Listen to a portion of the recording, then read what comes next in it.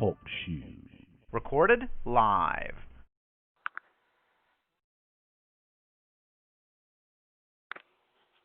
Hello?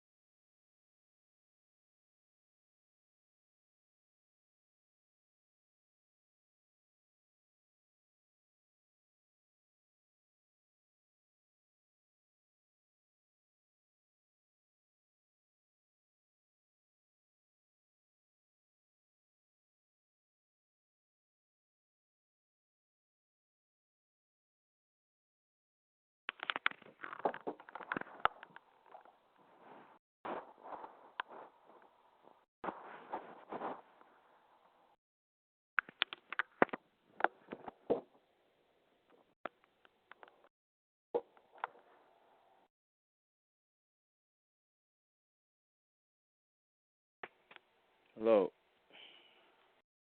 I don't know. It doesn't seem like anybody is coming in to talk about anything. I'm not really much to talk to myself over the phone.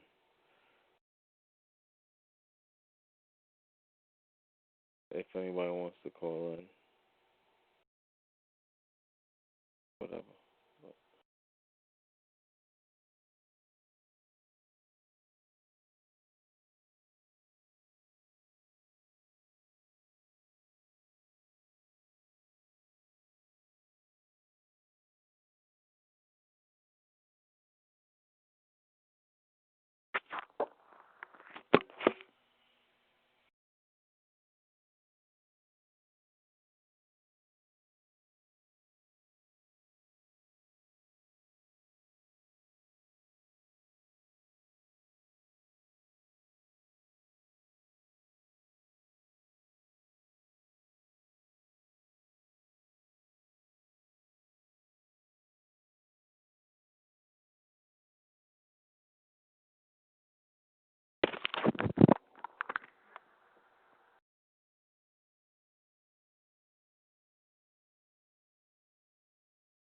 How you doing?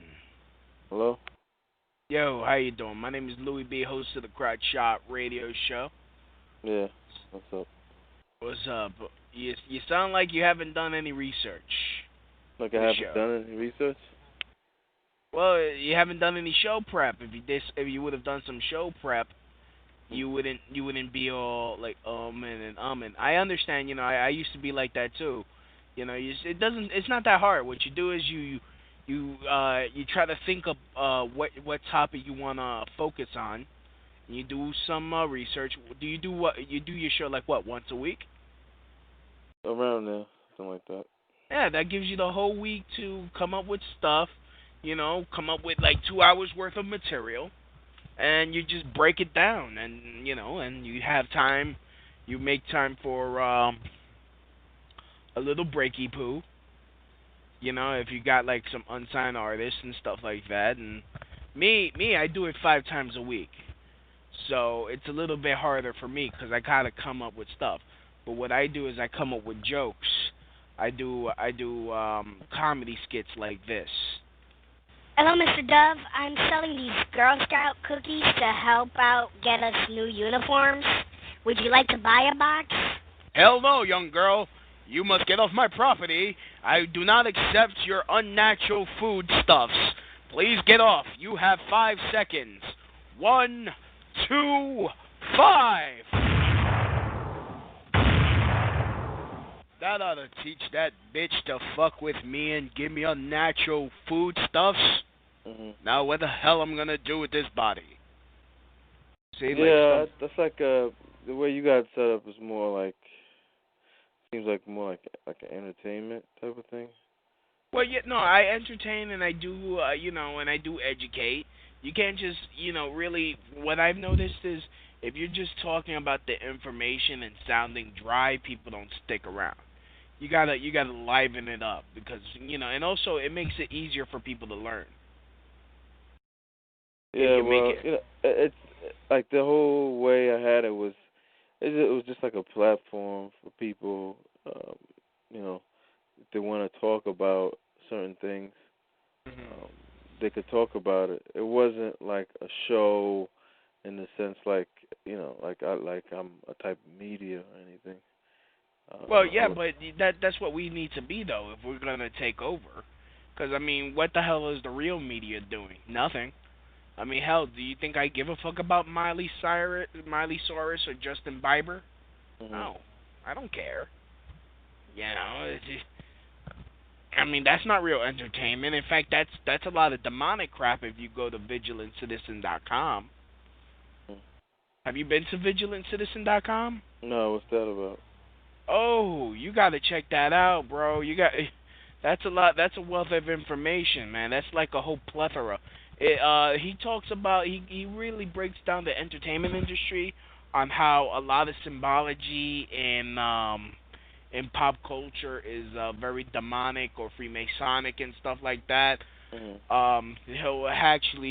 show He'll have like interviews that artists have done saying that yeah, they have, if you unless you're like unless you do something messed up, that you won't get a record deal. Mhm. In fact, a lot of the rappers that are out today that they act so macho and shit, they're not there. They're not. They're, the only reason why they're there is because they sucked a little dick. Mhm. You Yeah, I know. talked about stuff like that before in the past. Yeah. And A lot of these guys, they're gay. They're gay because then they're just gay for pay, pretty much. They're just and especially and with the women, man, I mean, poor Beyonce, she's mind controlled, and Mhm. Jay Z's her handler, and this whole thing, Jay Z is a Freemason. Don't let him fool you by saying, "Oh, that's just retarded and all that." Look at his clothes. All of his clothes. Look at his videos. That is not coincidence. He didn't just do that because, oh, shit will be hot. No, he's doing that because he's winking to his masses. Because he's still a slave himself. They just allow him to be all wealthy and powerful like that. They give him that power. If he was to turn against them today, he would get busted down and killed like Tupac immediately. Tupac was getting mad, was getting dangerous, really dangerous, because now he had his own money.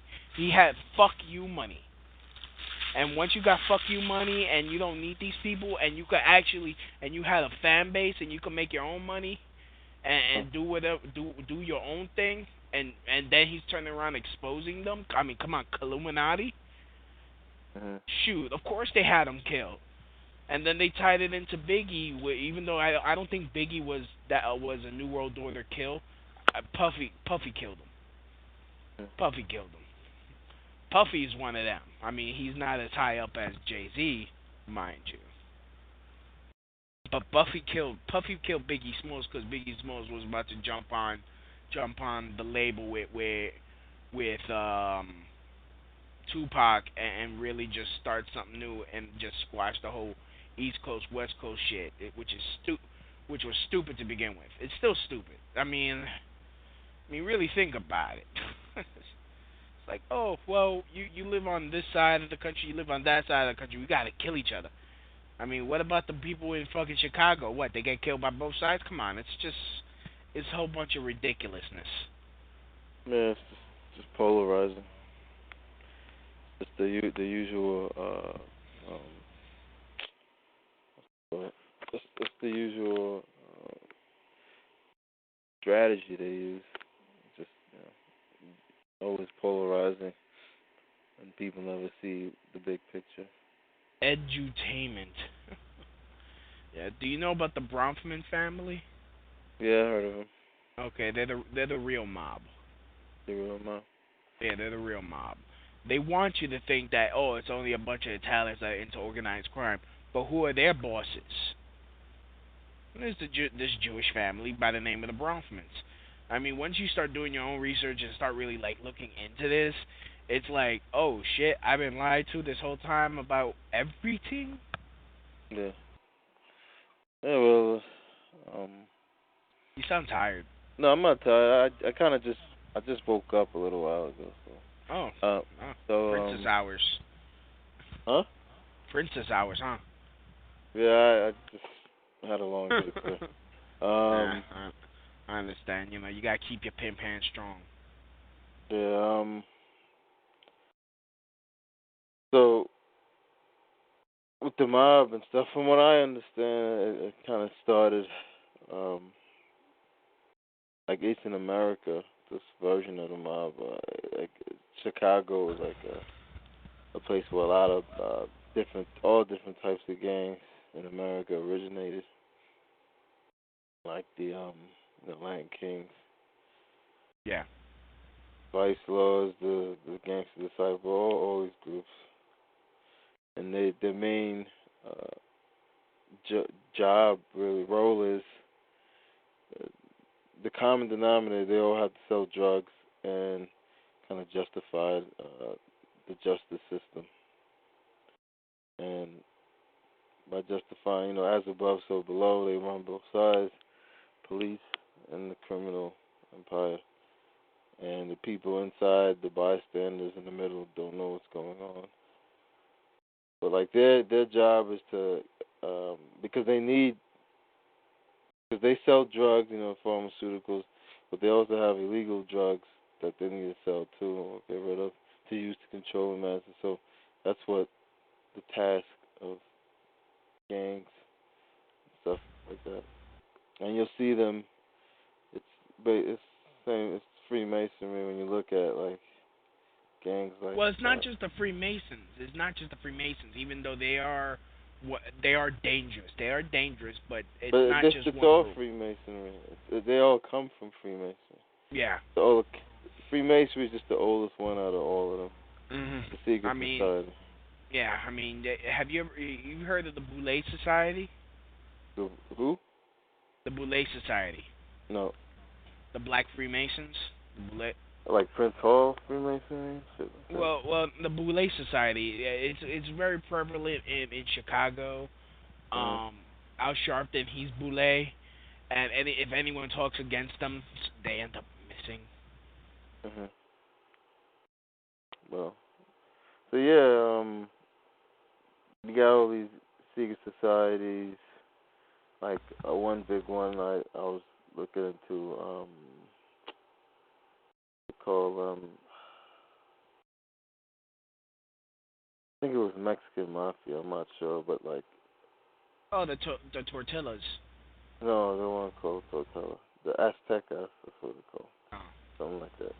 But at high levels and stuff, they call when you go like into these things, like deep into it, like at high levels, they'll speak Nahuala at like high levels inside those families, and you'll always see that when you go into it, it's always links to Aztecs or some Spanish Indian tribe.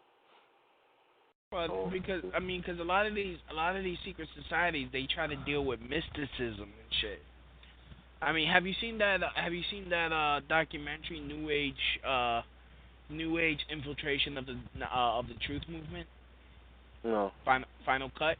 You gotta check that out. You just Google that and like watch that, because it is a fantastic film. Mm-hmm. Yes. So yeah. In fact, I might just upload it to my YouTube channel, since I could upload really long videos. Do that for the people. So like, what's your main goal? Stuff like you said you want to take over. You know what? Where are you at? Well, I am. Well, what I'm trying to do right now is clean up the 9/11 Truth Movement. At the same time, expose the other side for doing what they're doing, and if you don't fight the infiltration, you can't progress as a movement if you don't fight the cancer. And there is a cancer within this movement. In fact, I don't know if you've heard about me. Have you ever heard of this group called We Are Change? Yeah, I heard of them. Yeah, We Are Change New York, which I was a member for 2 years. I exposed the fact that the leader, Luke Wachowski, was stealing money. We have the documents proving that he was using money. In fact, he even admitted that he mixed his money with We Are Change money. Yeah, it's no surprise because these movements. They always use their own people. Alex Jones, all of them. They're all we got like basically what I'm trying to be is the alternative of the alternative movement. Of the alternative of the alternative media, because the alternative media has now become just like the regular mainstream media, unfortunately.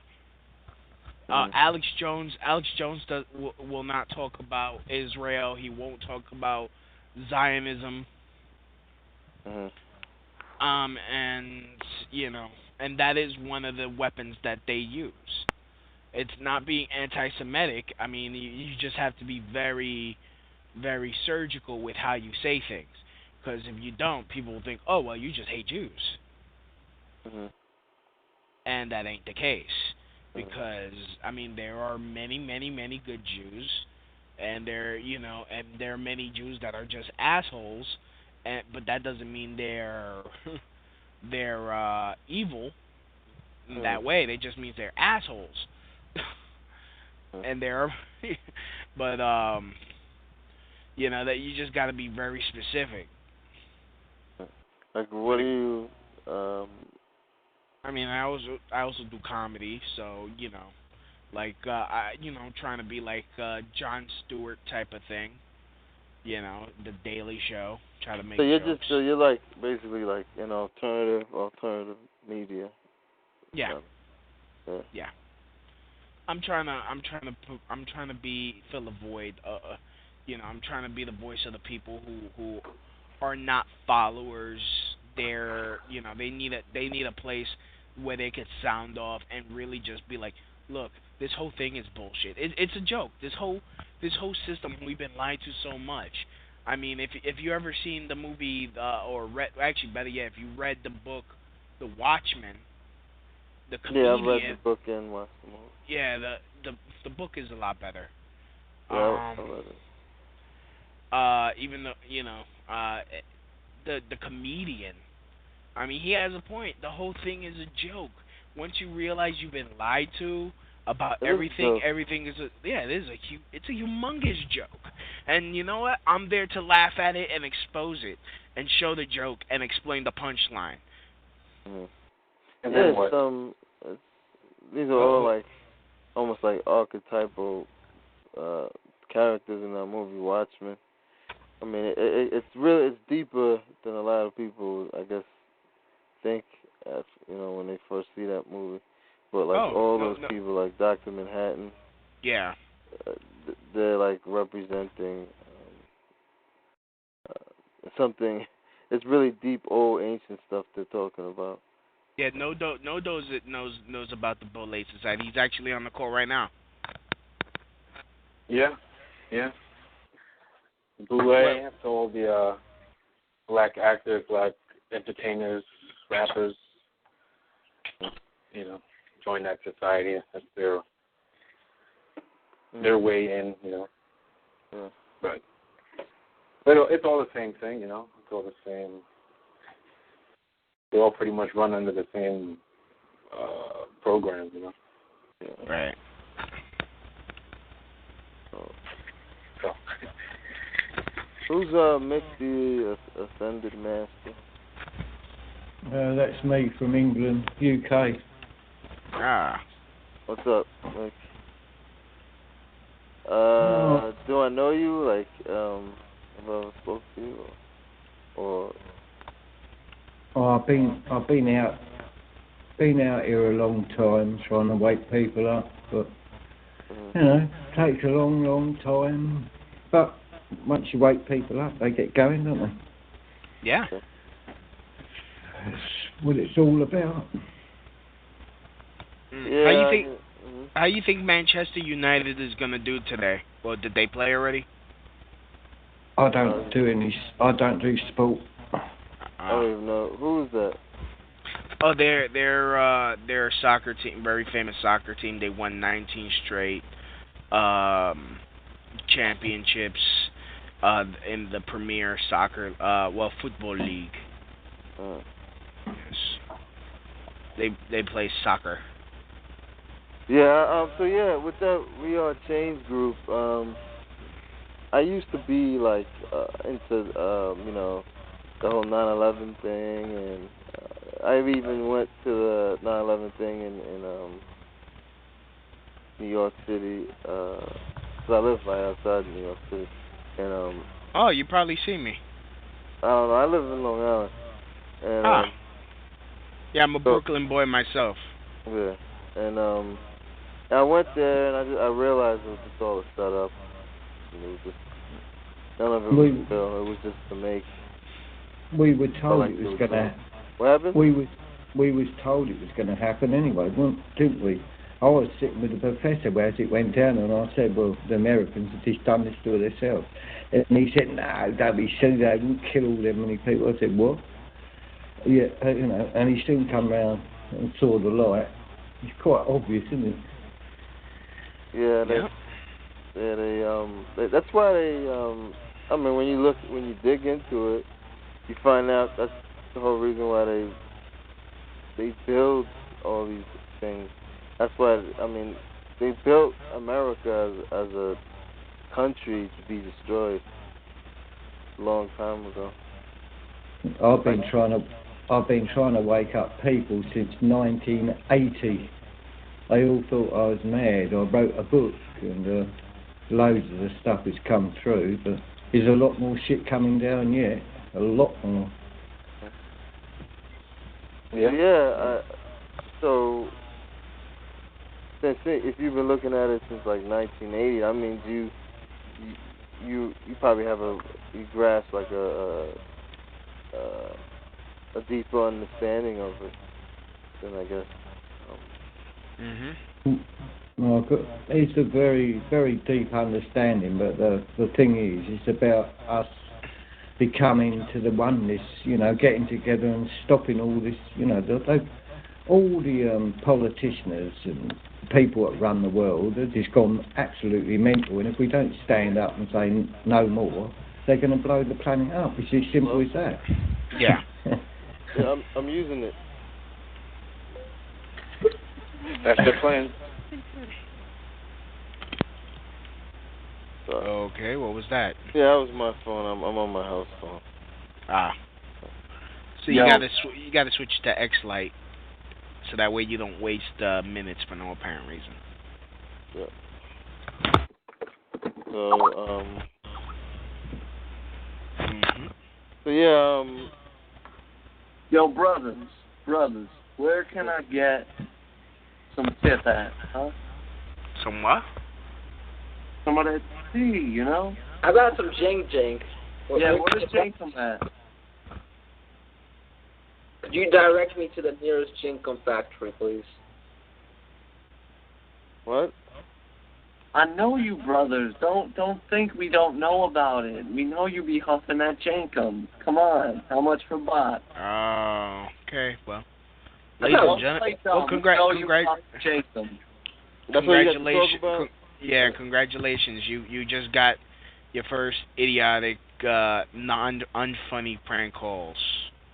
I'm not pranking. I'm just talking to two fucking worthless niggers, and I want my Jenkum. Yeah, okay. Yeah. Yeah, whatever. Yeah. Hey, dude. Why aren't you talking to my 13-year-old? Okay, that's not my question. Why are you talking to my 13-year-old son instead of me or his father? Wow. All right. Anyway. Yep. Back at the ranch. All right.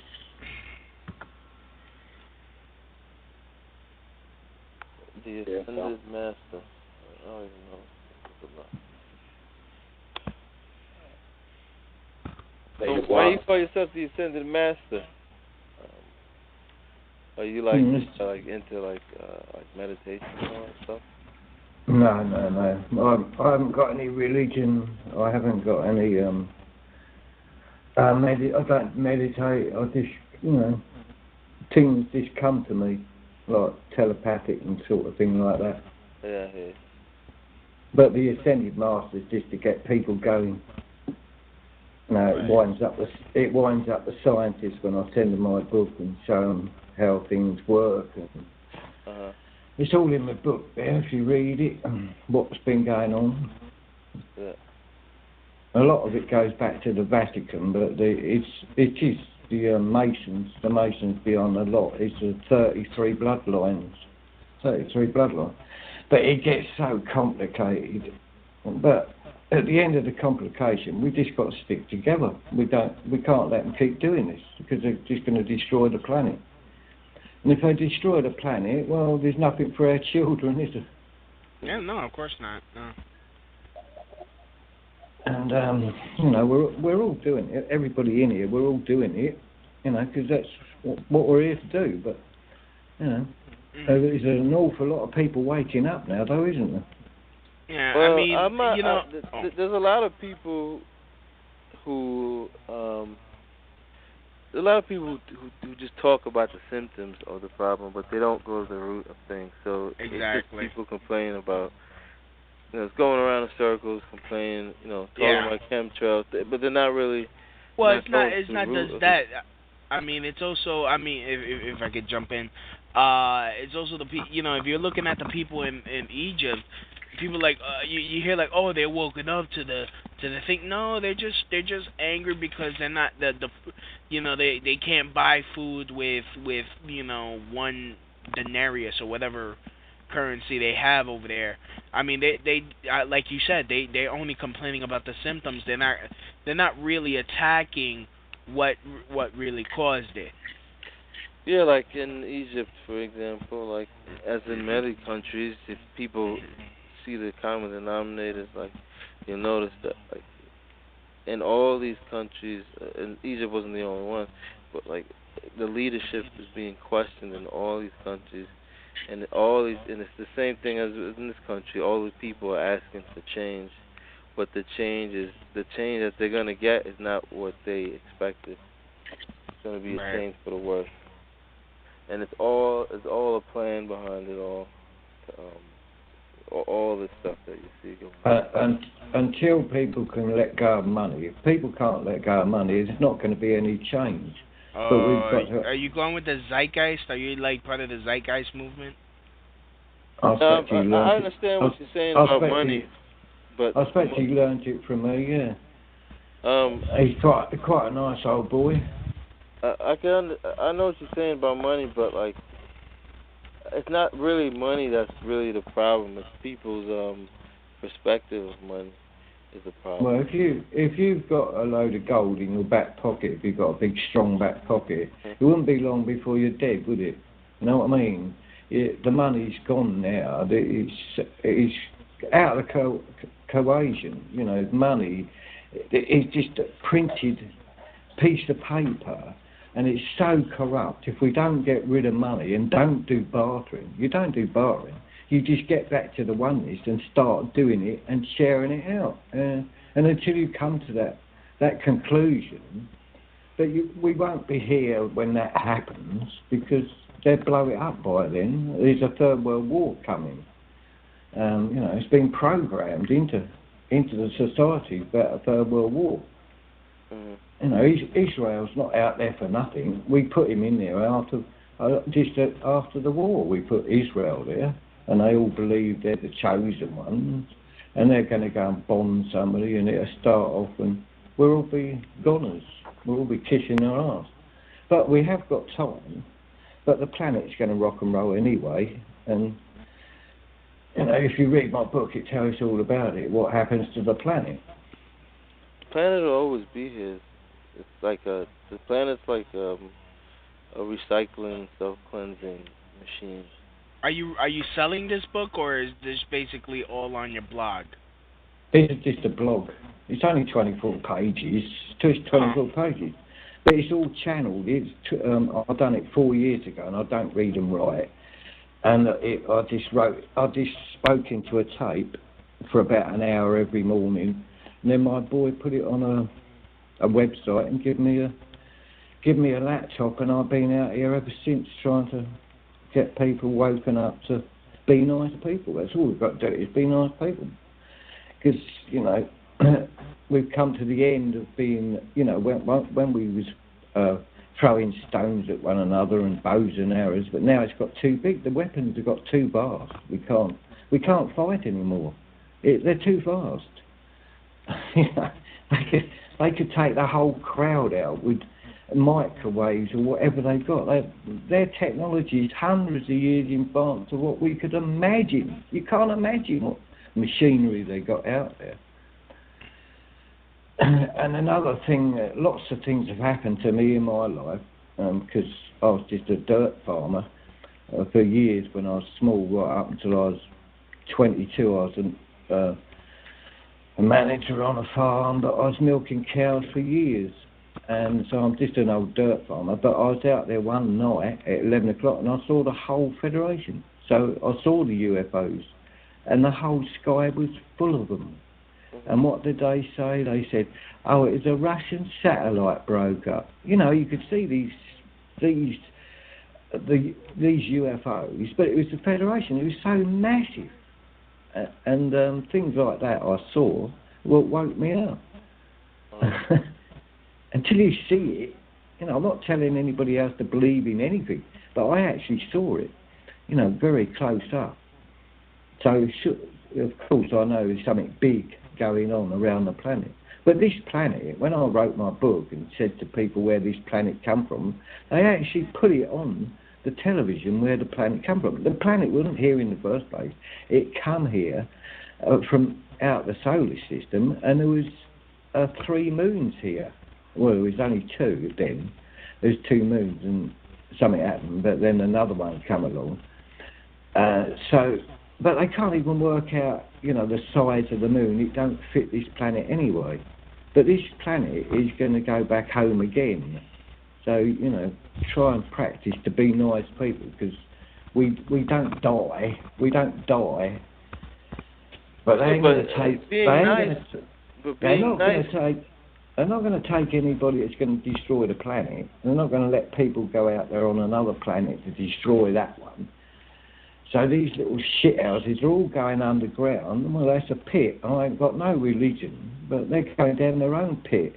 And when the world breaks up into bits, they go off with it, dead. But if you're nice people, you'll go to another place. But it's all in my book. It's too complicated. But there again, I might be completely mad. Yeah, but being nice, I mean, different people around the world and different cultures, they all have a different idea of what being nice is. Of course, nobody's the same. We're all. If you read my books, you'll see what we really are, right? But we're all different. But that makes the oneness. We're all different. We can't all be the same. Otherwise, we'd be just bakers or milkmen or what's that. We're all different, and we're all brainwashed by our parents and their grandparents and by our cultures. We've been brainwashed into all this Illuminati shit that's been going down for thousands upon thousands of years, and we've been brainwashed through fear. My mum used to say to me when I was 2-3 years old, she used to say to me, keep your mouth shut, you'll be in a nut house. Because that's what Swinton Churchill done here in England. After the war, he put 100,000 nut houses. Anybody spoke about anything that was in the nut houses, and they made experiments on them. It's been going on for thousands upon thousands of years. So, like, where in the UK do you live? I'm in UK, in England, in the sunny bit, Sussex. So you see, like old architecture and all that stuff. I always found it interesting. Like they have like older architecture and well, it's all orchestrated from London. It's all, you know, the main.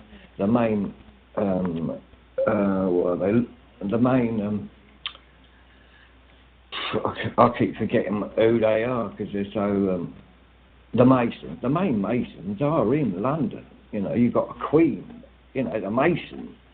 There's more important people. Like this, it's more important people in power in Europe than there are in America. I know that, but then there's more important people in Asia than there are in. But you've got the main. It's all orchestrated from Britain. Always has been orchestrated from here in Britain. But there again, they're in with the Roman Catholics. You know, all roads lead to Rome. All this stuff hidden out there in Rome. You know, with the Roman Catholics. There's so much going on. It's just unbelievable. But nobody's ever said anything because they're too frightened. They're just too frightened to do anything about it. Well, I find like when I research, all the roads seem to go back to the Middle East. Everything. To the media. They go back to the Middle East. What'd you say? Did you say they go back to the Middle East? Yeah. It's Persia, Turkey, and then India, and like they're in the middle. They're the media. And media was the capital of Persia, and it's no coincidence. And what did the Knights Templar do? They went over there and they went over there. They learned that the pen was mightier than the sword. They went over there, robbed all the wealth. They was rich in a couple of minutes. The Knights Templar were quite rich, but they was all Masons. Yeah. So they learned that instead of fighting with the sword, they could use the word better as a weapon. So they put their swords down, these knights, and they became, because knights were priests and they were soldiers, but they split that up over a period of time, and they became... when they got older and all the... after they came back from the wars, instead of going back out to fight, they became priests, because they were also homosexual too, a lot of them, so they could hide in the monasteries, so they wouldn't have to marry all of the new wives, the widowed ladies, because all the men died in the war. But if you go back to even the Egyptians, behind all the kings, behind every king and all the kings is always a high priest, a magician, and they do it, but by magic, but it's no magic. They just do it by deceit.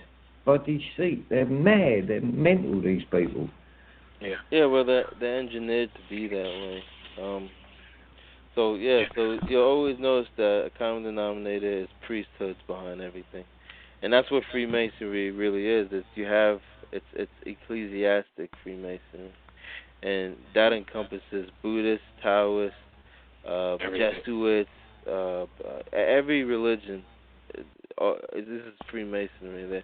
They're priesthoods, and it's like there's 90 degrees in Freemasonry. So you got,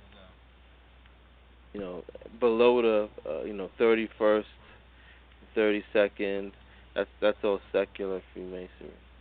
That's the 33 bloodlines is 13 families that run the world, but it's gone on all that time. It gets more and more confusing as it goes along. But without these people, just think, without these dirty little shitbags, would we ever grow up and be big boys and realise there's something going on? It takes this shit to wake us up. Mhm. Yeah, well,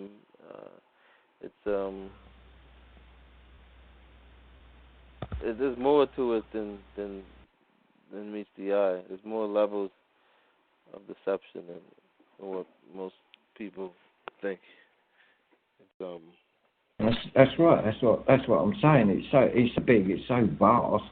We could talk about it all the time, but this boils down to being nice to one another, because you're no other than me. You're no other than me. That's what all religions are based on. They all say that. Be nice and help everybody, wake everybody up. But that's not realistic to sit there and try to wake everybody up, because that's the ideal that this Jesus Christ figure was. But all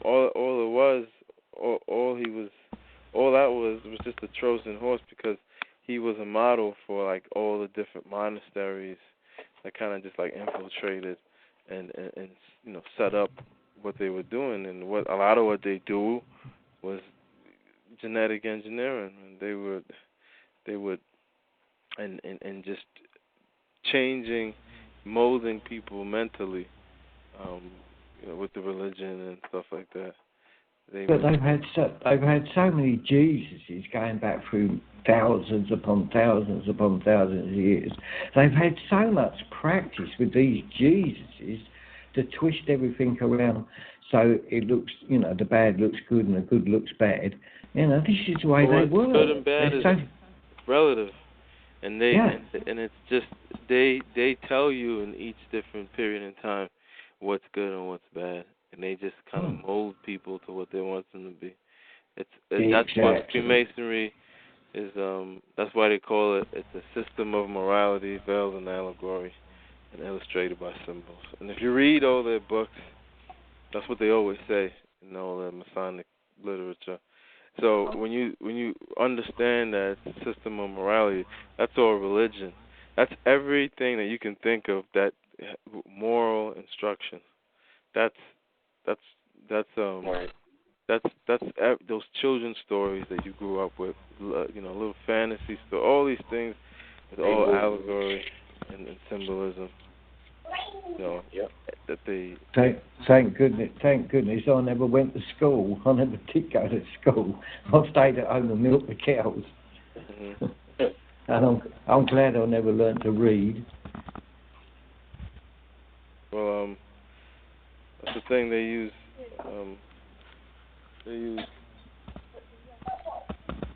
Yeah, can you? I'll call back in like 1 minute because I gotta get off this phone. Alrighty. Well, while we're waiting. Yeah. Yeah. System of morality veiled in allegory and illustrated by symbolism. That pretty much sums up exactly how they communicate with each other, via movies or any type of media that's their spin on everything. They put their spin on reality because they're the hijackers of reality, these people, if you want to call them that. But so no matter what you're trying to, even if you're, trying to communicate to people, to the masses or whatever, it's kind of, it's almost defeating because they're in a world that doesn't accept that kind of view. So it's not really about waking up other people. You can, it's about trying to talk to people who are in the system who can have an influence on changing it. The average Joe isn't really somebody you necessarily have to worry about waking up. Work on yourself. Learn how to tell the story to a number of different kinds of people, and then try to work on people that are in the system that could make the change. That's pretty much the only way you're going to fix anything. Because if the guy, your neighbor, it might be okay to communicate and get your points across to him, and you can bounce ideas back on each other. But where do you go for a solution? Like, what kind of solutions are you trying to, what are you trying to do with this? Where do you go from here? Now that you know, what do you do with it? Where do you take it? What's the next step? Is it all a joke? Is it all just, point at it and laugh? Or, or what do you do? Well, it's just like you said, you work on yourself, and it's really hard work. It's a lot of pain and suffering looking at yourself and seeing how silly we've been all these years. But we work through it. You must have worked through it to be out here. I've worked through it. But we reflect. All we can do is reflect what we do in society. We can reflect that out, and people might pick it up. And somebody wants to know something, we just say, well, it's like this, and let them go and work it out. But you can't force anybody to be different because they've been programmed into it. And we had to sit there and I don't bother with programmed people. Like, I really don't, tell you the truth. I'm not here to wake people up. Like, I'm here to look for leaders and people who already are searching. Because those people, everybody makes their decisions, and they make their choice to be like that. And I'm not going to waste my time with those people. That's a conscious decision to not want to know, or as far as you'll go with it. That's always your choice. All you can do for those people is give them information and go on with your life. Like, I'm not here to be like a guy with a bullhorn on the corner. I did that before. There's loads of leaders waiting. There's loads of leaders around the world waiting.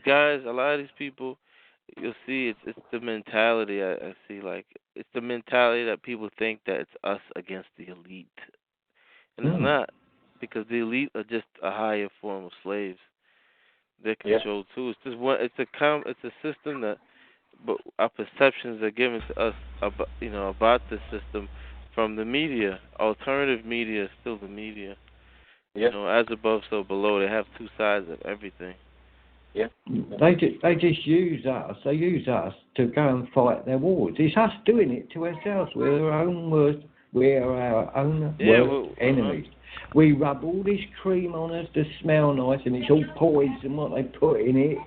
We're just our own worst enemies. But it's great scientists out there just waiting. They don't want to be in power. They're just waiting to show you the way of doing things and showing you new ways of powering things. They're just waiting out there. They can't come out until we get rid of the leaders, because they'd be dead. If they come out with new technology, they'd be dead. They've done it time after time. Technology has existed before, man. It's not just now they're coming out with it. It's always pretty much been there, and the people that you see as scientists and that are developing, they're just doing research, which means that the searching was already been done. They're just redoing it, so it's just getting released to them. When you look at technology, like, I can tell you, like, submarines and stuff like that, they had that at least before the last ice age. Yeah. I mean, when you understand the symbolism and what they're talking about, it becomes kind of quite clear what they're Jonah and the whale.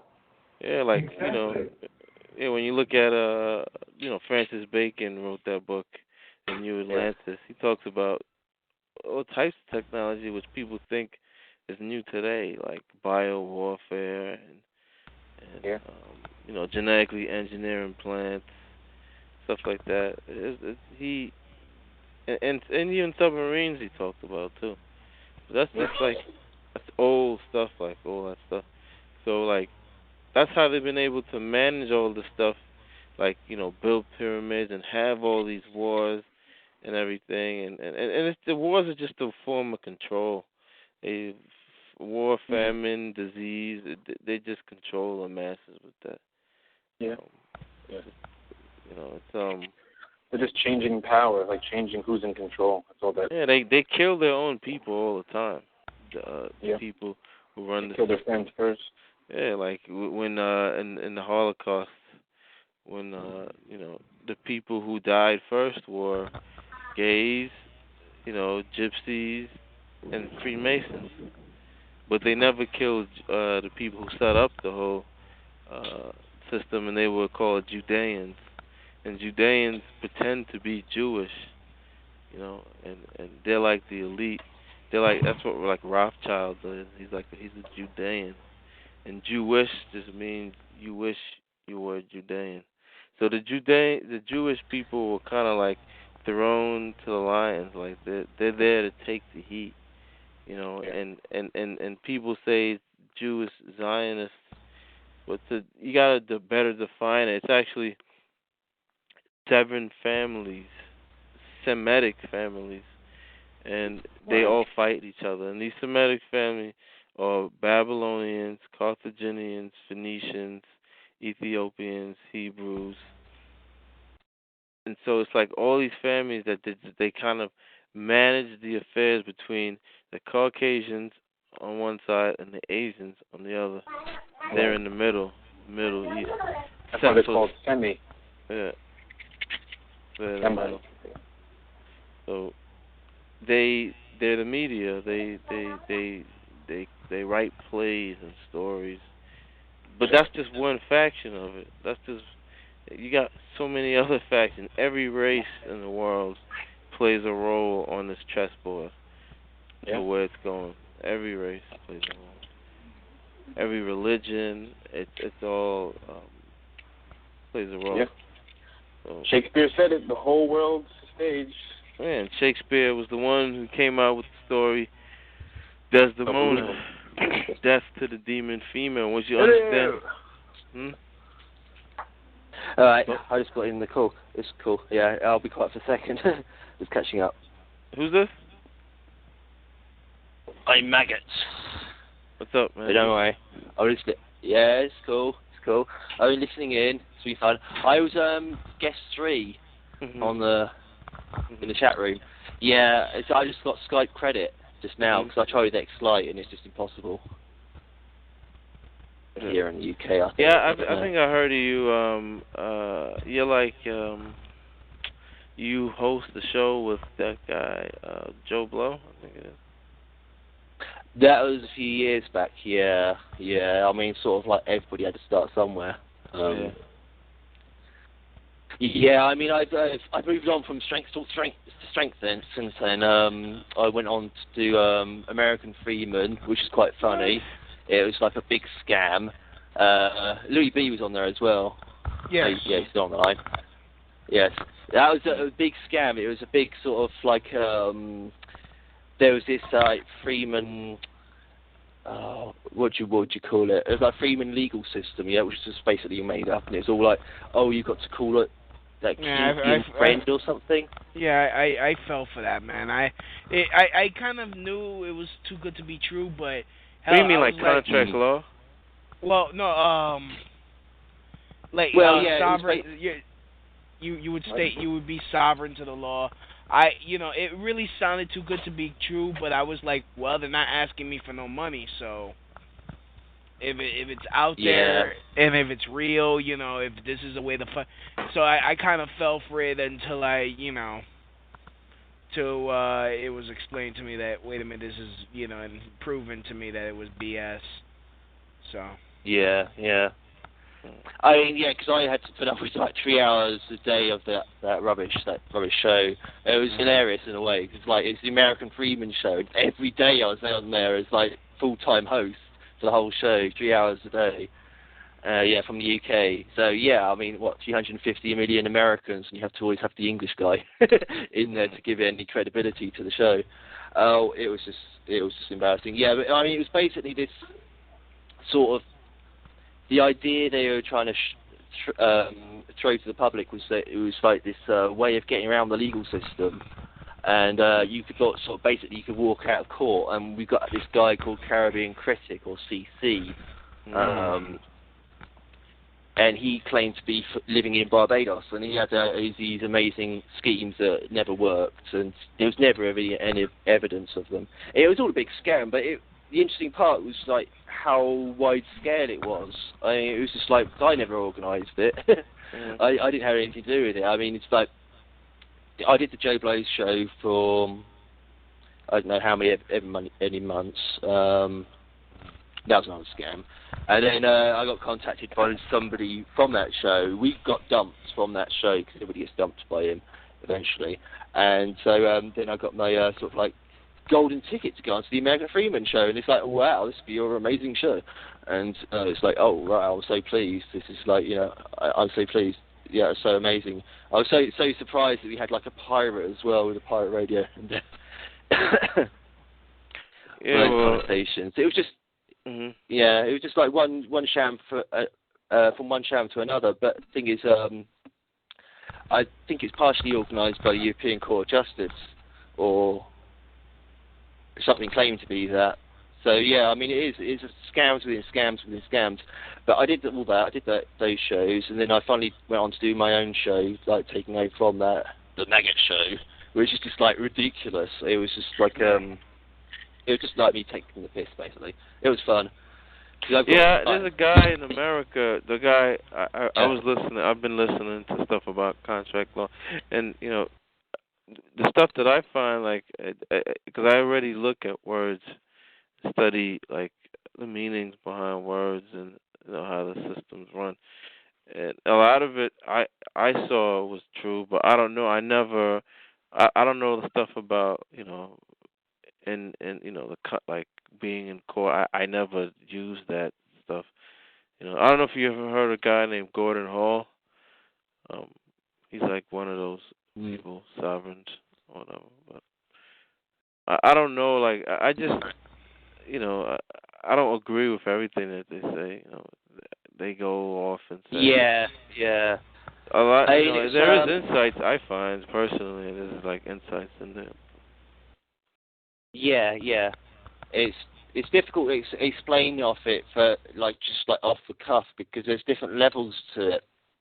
Mm-hmm. If you're sort of just somebody off the street who didn't know anything about the law or legal system or anything like that, then yes, you can get off by using the Freeman system because it's a one-off offence and they'll be well, he's not worth the bother.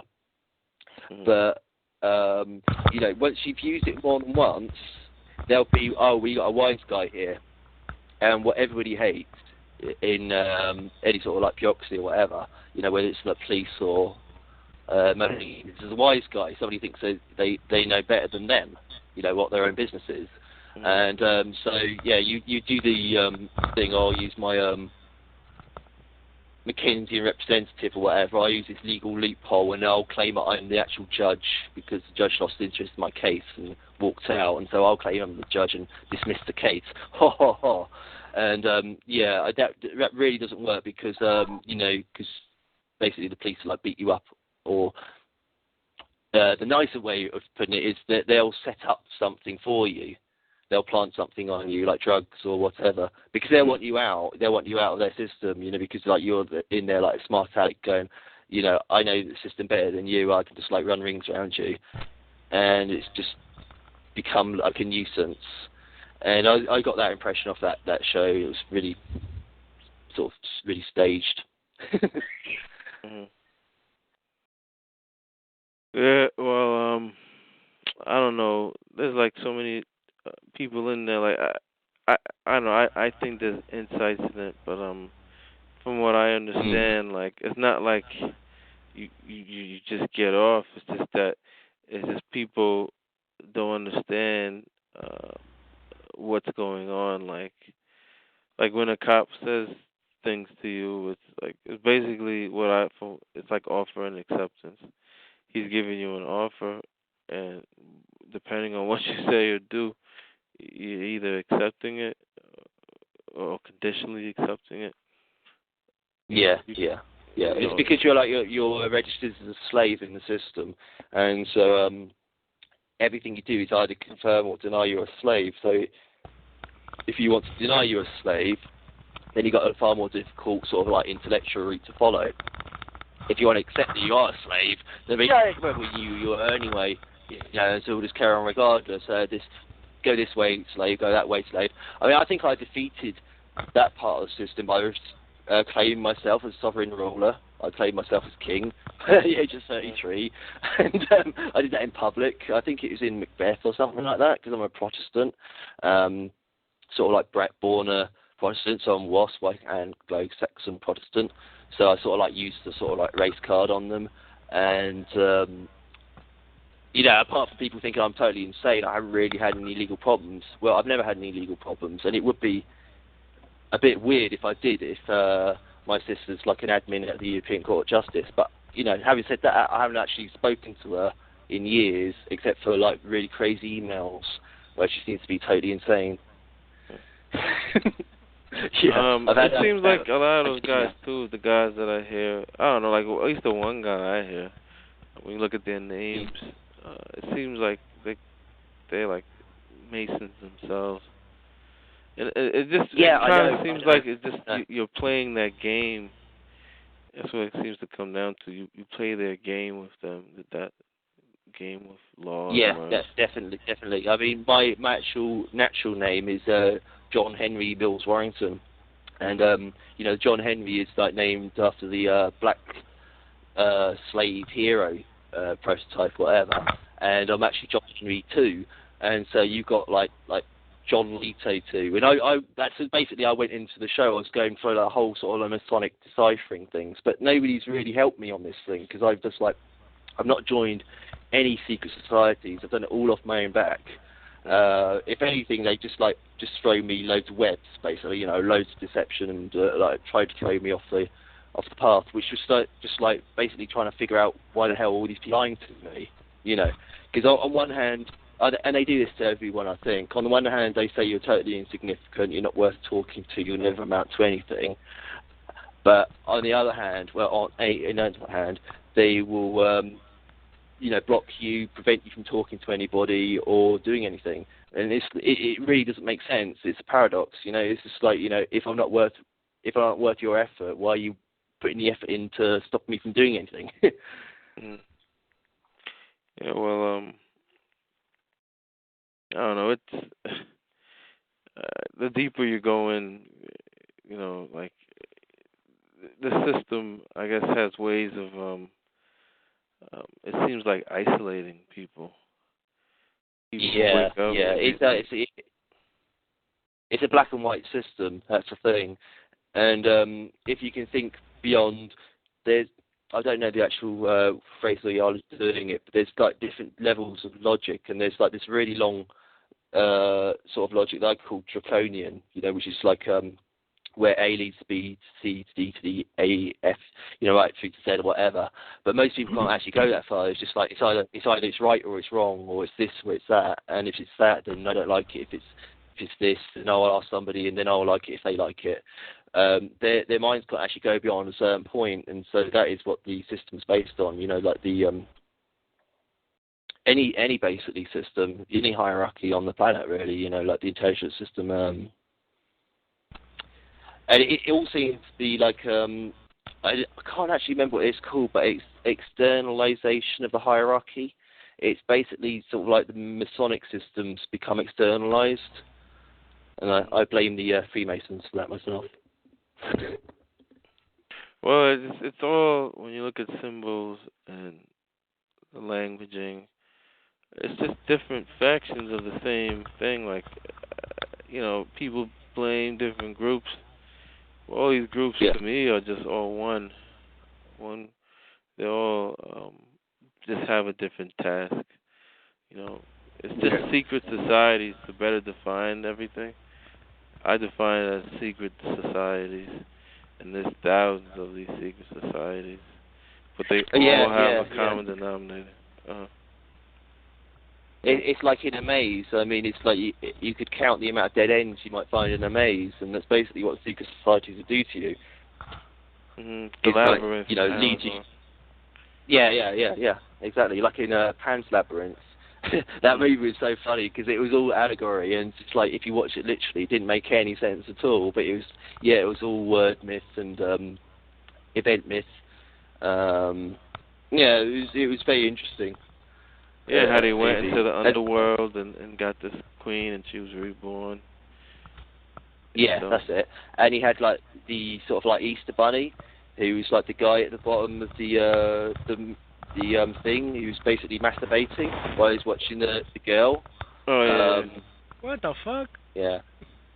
Yeah, he was. He had like the really long forearms, but he was basically doing that in the background. He wasn't like saying it. But he was like, I can't help myself. But it was the clean answer I can give to that is that she smelled of innocence. Because the story of the unicorn is they'd only let a virgin ride them. Yeah, I know. The unicorn is like talking about a model of a certain type of person that they want. It's a type of. It's in the they allegorize it in the movie Legend of Tom Cruise. When they say the unicorn, it's the unicorn. It has horns that point to stars. Yeah, it points to heaven. In heaven, as above, so below. Heaven is when you understand the geology of the planet, heaven is where all things go. Basically, heaven, hell, purgatory. But the boho, discontinuity, the upper mantle, lower mantle, and the hell is core. So this is the core of the planet. And yeah. I tend to think hell is where we are at the moment on a physical level, and heaven is sort of like within yourself. Heaven. You heaven can look at it like that. It's another way of looking at it. The kingdom of heaven and hell within each person. But that's how the mystery language works. It's different interpretations so you can use deniability for whoever. Yeah, see what context they're talking about. They're talking in. Because like when you break it down, the Bible is just a collection of stories. It was just a collection of stories that some Jewish tribe, probably the Judeans, collected, and they transferred it, which is like the Book of Exodus. It was just a bunch of stories. I mean, you've got other tribes and stuff that had other books of stories, but they weren't as big or as mighty as the Bible. Doesn't the Bible just translate as holy book or something, sacred book? Yeah, it's a code book for like Masons and stuff, insiders. So they just read in that book whenever they have the instructions.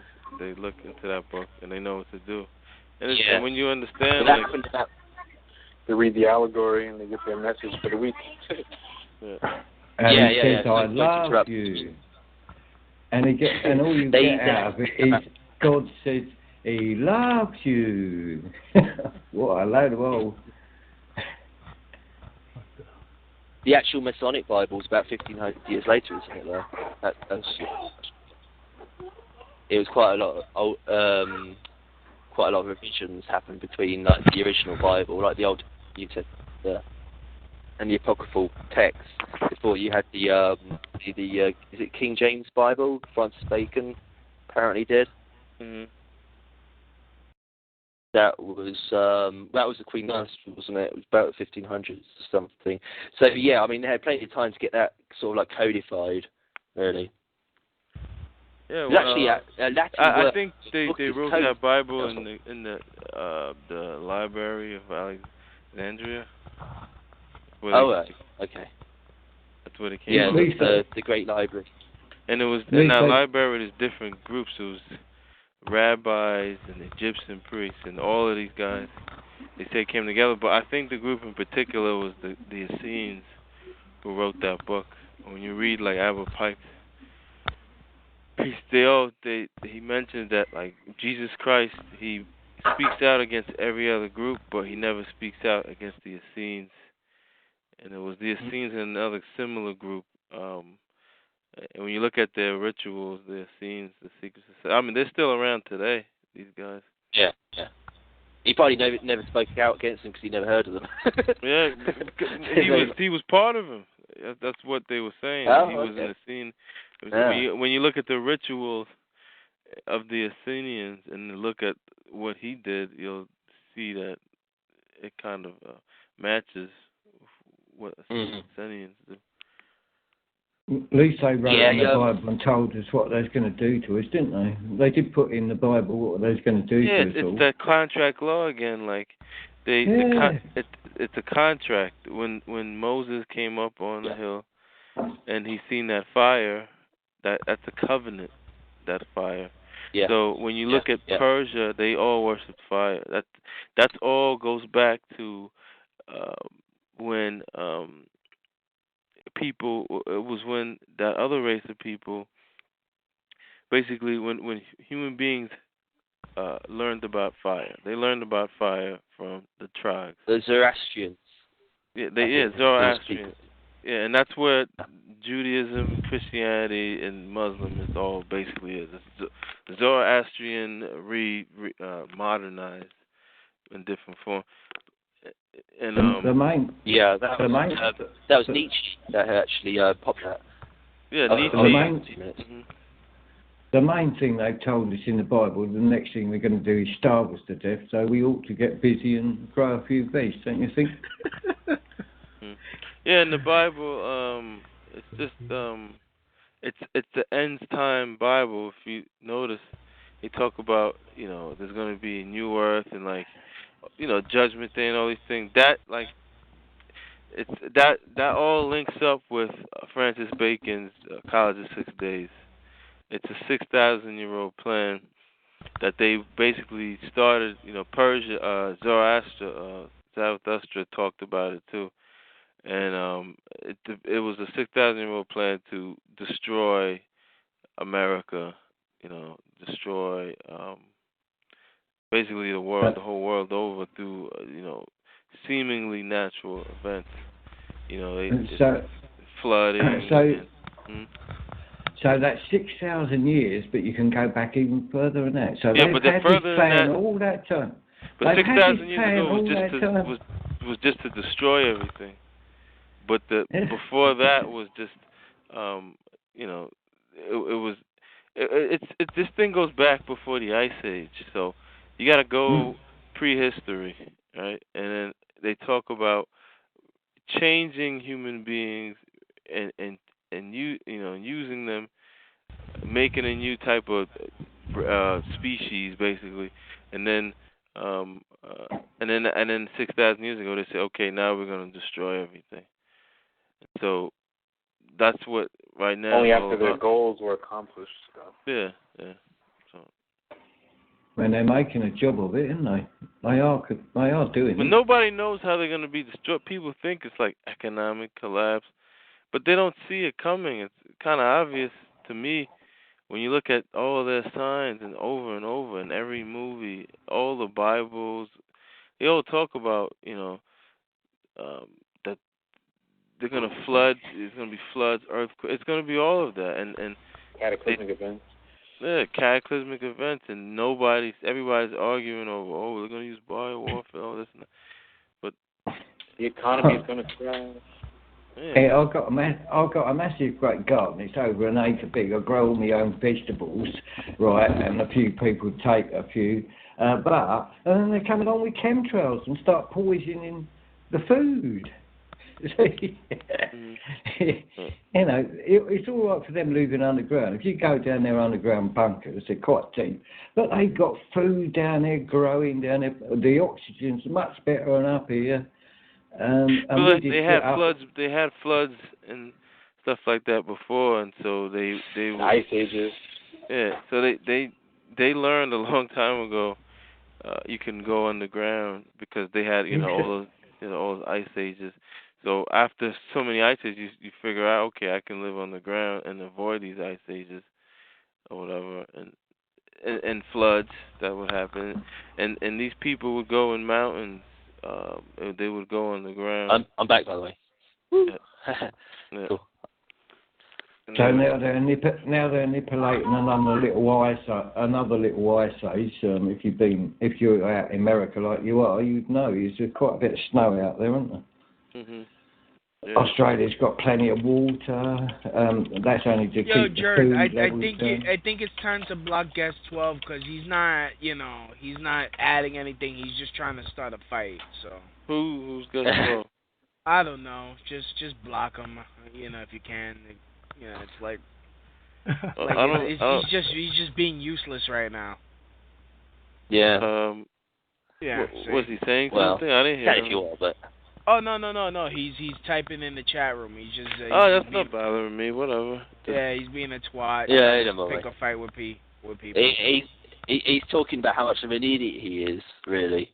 Because when he says vexatious, it means he's confused and he can't understand what's going on. So he just chucks the old sort of street lingo at us. Yeah. Yeah, so it's fun to hide in anonymity, and no one knows who you are, and you can talk as much garbage as you want, but you're just trying to cause trouble, and then he's like, I'm gonna expose you. Well, there's nothing to expose.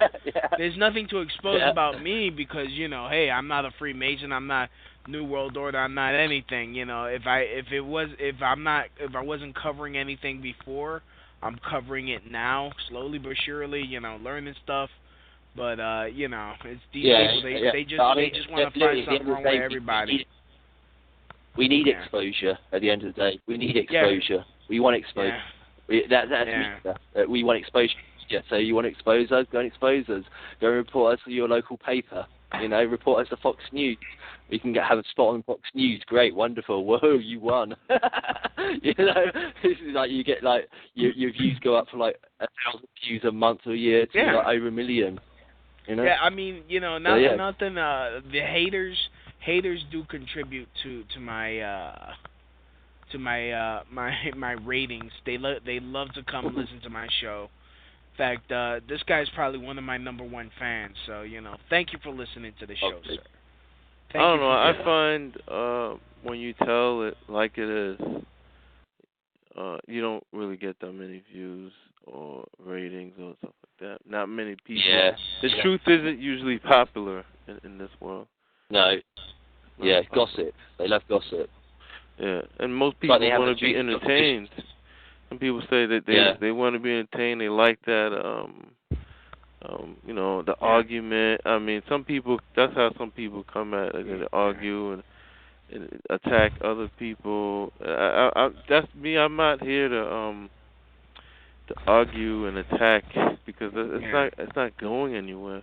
Yeah, no, exactly. No. I mean, and it really, but sometimes it just gets to the point that like, yeah, okay, you call into the show, you scream the N-word, and you want to be, you just want to, be disruptive for the sake of being disruptive.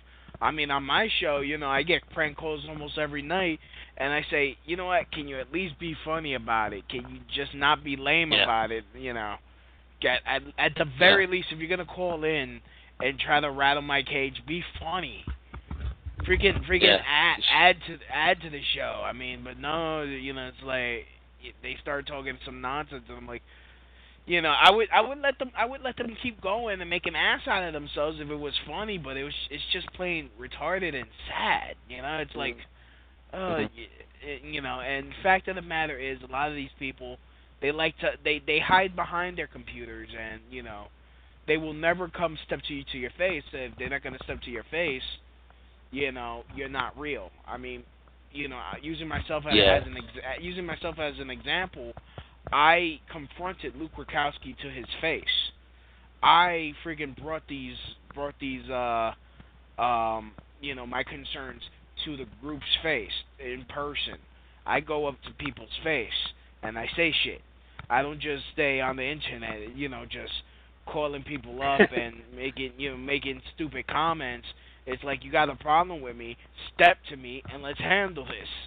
But they don't want to do this. They want to be like, oh, why don't you just come to me? Oh, come to me. I'm not stupid. I'm not gonna let you set a trap for me. No, you're man enough. You're the one with the problem. Come step to me. Then that's how it really should be. It's not like I'm not threatening violence or nothing. But if you're the one who starts the violence, then I pretty much have no choice. Now, do I? Yeah. So it will never come. That never happens. It never happens. No, it never happens. So whatever happened to that guy Joe Blow? He just doesn't do stuff anymore.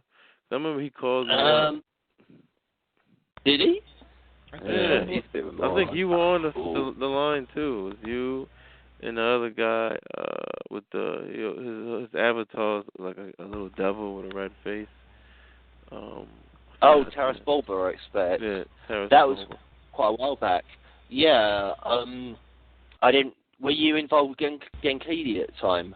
We did a show about Genkeely because we called him out. They called me. He did zero research on that as well. It was really embarrassing. That was. What happened? When we did the Glenn Keely show, it's basically I'd obviously been reading his stuff and doing investigation and stuff and doing it all professionally and I should be paid for this shit sort of stuff. And really he did absolutely nothing, and he was just like, oh, I'll look him up. Oh, it's an old man. Okay, that's cool. We'll call him up and harass him. It was like, all right. Well, I was saying, all right. It's okay because it was his show, and it's media publicity, and it's okay. Well, he seemed like told me, Joe Blow told me he was there to entertain people. That's when I talked to him, he admitted that to me. So. Yeah.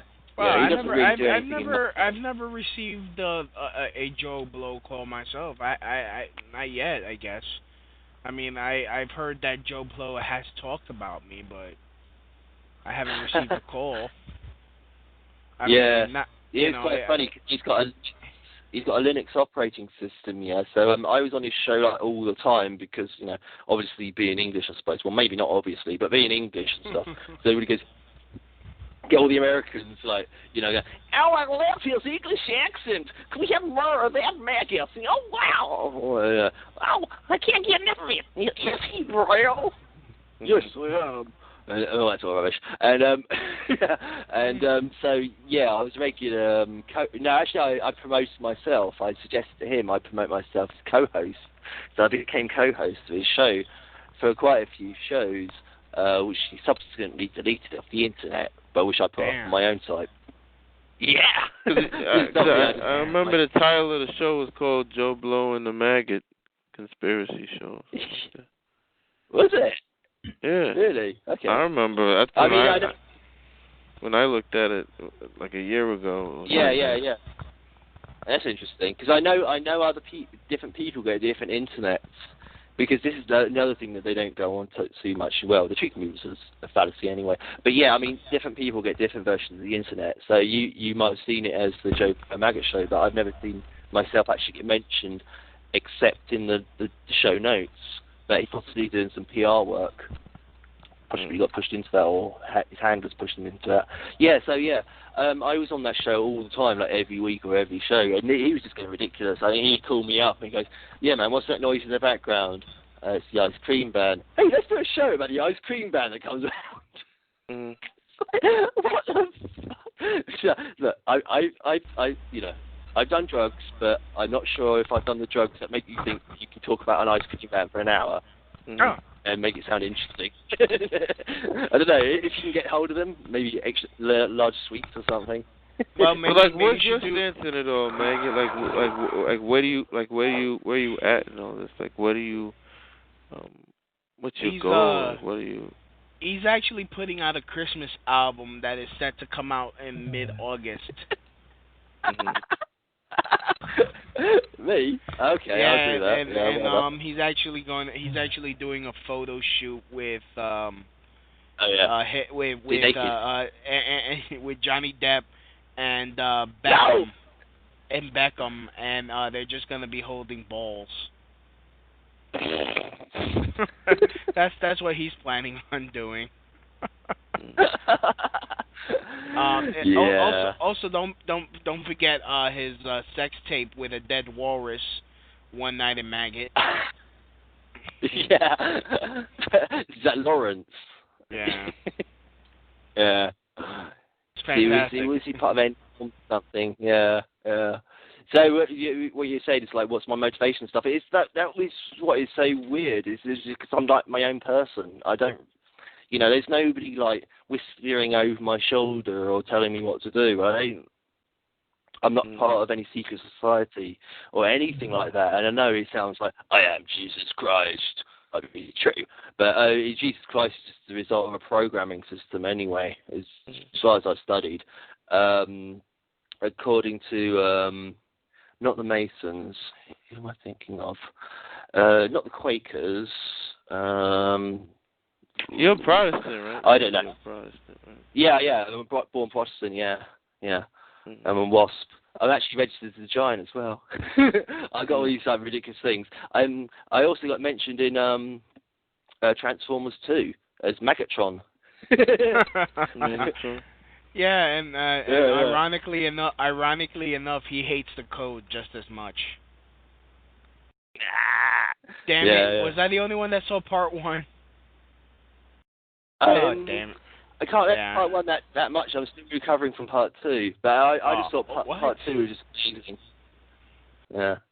I just watched it for Megan Fox. I'm sorry, it's Yeah. Megan the yeah. Fox. Oh, her name. Do you know Megan? It comes from Megan Mogg. Megan is like an old. I think it's either Welsh or Scottish. She'll probably hate me now. I think it's Welsh. I'm about to just throw the holy hand grenade. I'm about to just throw the holy hand grenade in your general direction. That or Dead Parrots. Yeah. Mm-hmm. Oh yeah, from Monty Python. Yeah. This is a formerly live parrot. This is an ex-parrot. Yeah. Want to go out for some drinks? Oh, I thought you'd never ask. Yeah, I think I'm friends with you on MySpace. Yeah. Under the name is. Yeah. What? What? 360. Yeah. So I've been drinking only usually for myself. Yes. Alright. Yeah, so I'm gonna go out soon. It's like 1:46 a.m. So I have to go out soonish. I'll linger around for a bit. Yeah, I don't know. I'm really an anomaly. I mean, it's like I read Isaac Asimov. You say it. I can't say it. Yeah, I'm a ghost in the machine. I'm a freak in the system. You read Isaac Asimov, the Foundation trilogy, or at least the trilogy. I've heard a few of those. There's actually a few good stories, and the Foundation trilogy was actually really it was really long. There's a lot of I've heard his other stuff like I forgot the name of it. The one with the computer that had the answers to everything, and he serviced the computer. He was like a grand master of the computer. There's another one from Isaac Asimov where he talks about it's like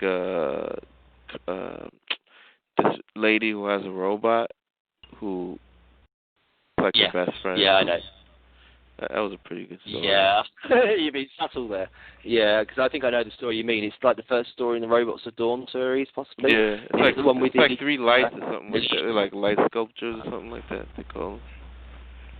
If I'm thinking of the same story, it was this robot. I know you hate this story. You hate it because it was this robot designed as a sex slave, and so it's like a robot designed as the ultimate man. And she goes, "What? Do you have a fully functioning penis?" And he showed her. Well. Yeah. She was like, telescopic one. Yeah. Yeah, that's. Yeah, I think that would just kill my day. That would just ruin my day. I don't know. I don't know about you. The moment if a chick comes out, if a chick drops her freaking skirt, and I realize it's a dude, that's just I'm just leaving and going back to bed and trying again tomorrow. Yeah. Well, that'll just ruin my day. How can anybody compete with a sex robot that's been specially designed for it? It's just like the ironic part was that wasn't even his real function. That wasn't what he was built for. That was just like one of his minor functions. But he was sort of connected with Hinduism, the devas and all this sort of thing. These sort of like descended gods and stuff. The blue guys, basically, and the blue girls, I suppose. John Manhattan out of The Watchmen. That he was one of those. Basically, he became one of those. Yeah, when they talk about blue, they're usually referring to blue blood. Yeah, because that's associated with royalty. As far as I know, I haven't got anything to prove it, but that means that it's sort of like the Queen basically protects them. It basically means a hidden bloodline, so they don't get the publicity that other people get. They're considered like above that level. But they're possibly, I guess, be using breeding because she's well into breeding. So I don't know. She's into breeding horses anyway, and corgis. Corgis. Yeah. Yo. Corgis is car as well. Yeah. Corgis. Yo, Jared, what's up? Who's this? Don. What up, Don? What's good? Chilling. I saw that you're supposed to be called, so I'm calling in. What's going on, man? What's new, man? What's going on with you? Nothing, man. Just chilling in high elevations, That's about it. Nothing crazy. If you can take me higher. Waiting for some Papa John's.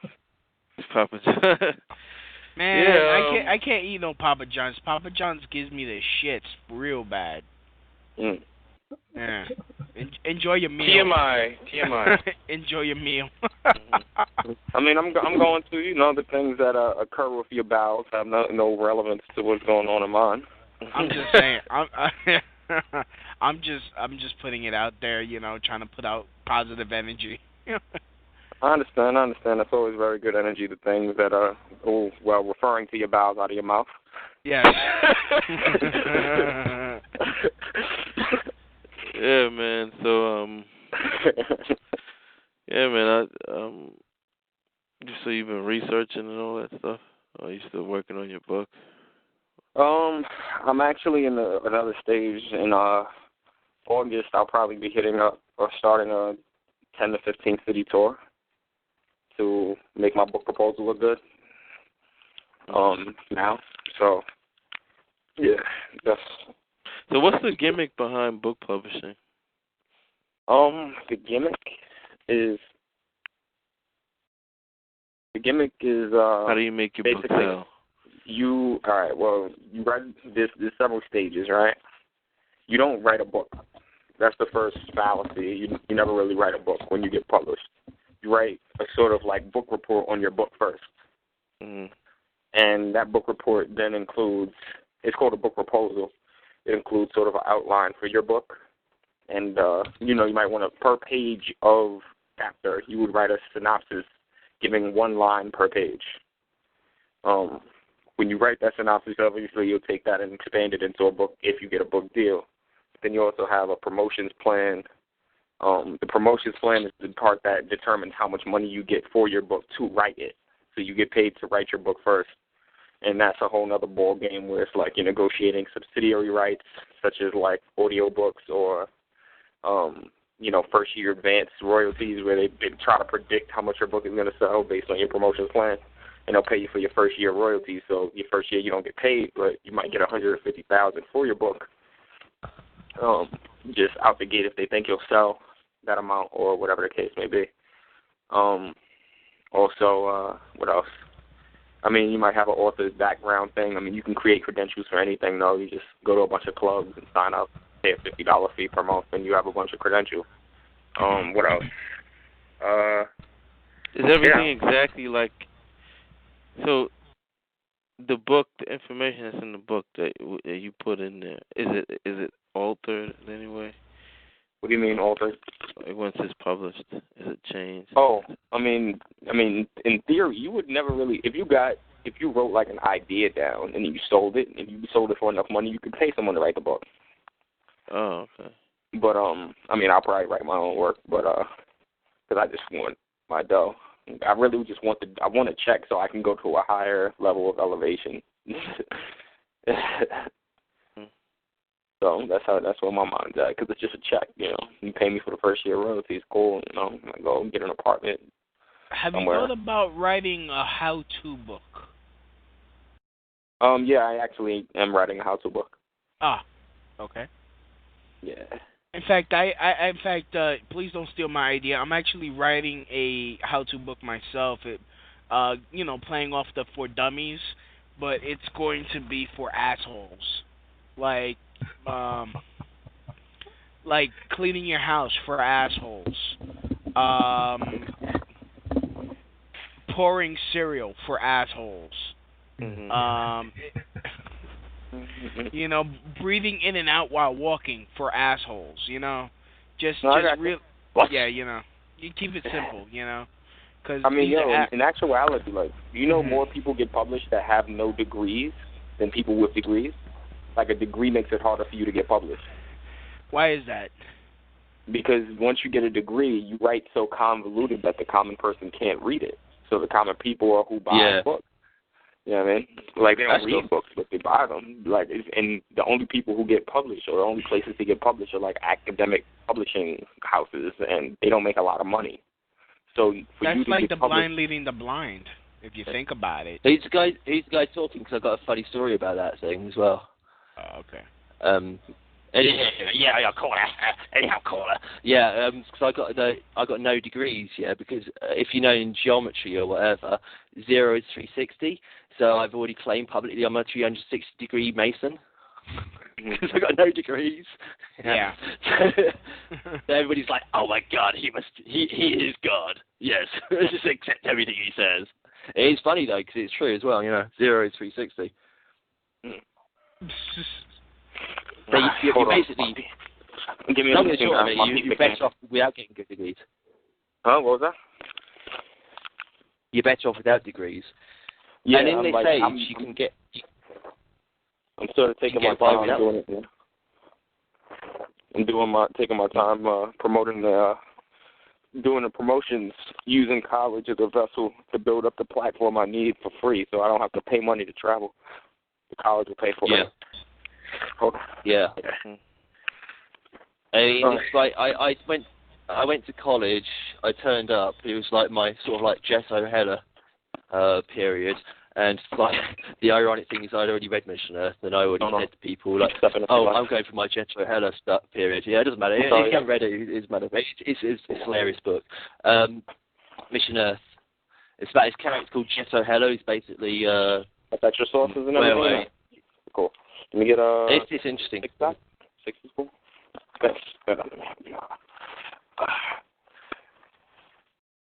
Yeah, let's break up on the line. Actually, 5 is cool. Yeah.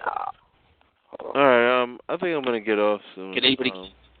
Yeah, I can't actually keep any track of that. So. I know 7. I feel you. Suppose we got too many people on the line. I suppose I don't know. Yeah, especially with a maggot coming on, eating up all the time. You know. Yeah. I'll keep quiet. Yeah. How long have you guys been on the call? I've been on at like 7:30, 7:20, something like that. Sure. My bad. I didn't even see it until just now. Yeah. I don't know. I know. I guess nobody. Who? Yo, what's up? You wanna do a? I'm doing like mad propaganda in like August. If you want to like create some propaganda, my boy has a print shop we can use for free, and you just got to do your own. Yo, you be telling me you'll just come out and just start saying the most bugged. You gonna create some propaganda? I'm trying to get this money. Nah, I'm good, man. I'm all right, man. I'm actually trying to end the women's suffrage. End or you said end like end it? End, yeah, just. You gotta do that one chick at a time, bro. One chick at a time. Yeah, I know. It's just that the bitch has been getting too uppity. They, you just gotta like smack them down sometimes. It's like, no, sweetie, you don't vote for someone because they have a 6-pack abs. That's how we got Obama, and now shit is fucked up. Yeah, I mean now, of course, because Bush did such a wonderful job. Oh no, he's horrible too. Shit. Oh, trust me, I'm so glad that the only thing I like Obama for is I'm pretty certain he'll have a faster FEMA response if like a coastal city floods. Yeah, don't. He's only half black. Slow it down. I didn't say anything about race, but Oh well, I know. I'm just saying. What are you saying? I'm like, don't freaking think that. Don't think that. Oh, you know. Oh goodness, I would still prepare to get the fuck out of Dodge because. Oh, definitely. I mean, response is only after the disaster itself. Like it's not, it doesn't well, yeah, still, right. If the shit hit the fan, you look in the mirror for help because this dude is like, well, we don't got no money and really. I'm just waiting for China to say they don't respect the dollar. Oh yeah, that too. Yeah. That's more of a problem. Can I interrupt a second? What you guys? Huh? What do you guys reckon is going to happen after? I mean, America what do you guys is reckon equilibrium between two different sides. What's going to happen after what? This was going to happen, right? Yeah, it's going to have flooding and earthquakes. It's going to be like 2012 scenario. Yeah, that's but what not I'm saying. Yeah, 2012. What do you guys reckon is going to happen after 2012? I mean, you got to assume that carry on. I didn't say 2000. I said 2012 scenario. Like in 2013, the race wars begin. For real this time, sort of thing. White people and black people, you're going down. This is gonna be a brown. This is gonna be a Hispanic world. Oh my God. Oh God, that means you're gonna reach carrying capacity of the population tomorrow. Well. This is gonna be a Catholic world filled with like non-aborting people. Just Hey, at least we'll make it a space quicker. No? So Jared was saying like there was going to be loads of earthquakes and volcanoes. you've seen Flash Gordon. Did you realise that was like implying that it's actually like artificially induced? You know, because that's at the beginning of Flash Gordon, Ming the Merciless is like sitting behind his control desk, and he's got like the earthquakes and stuff going on, and he's like, and that just tells me there's still no cure for alopecia.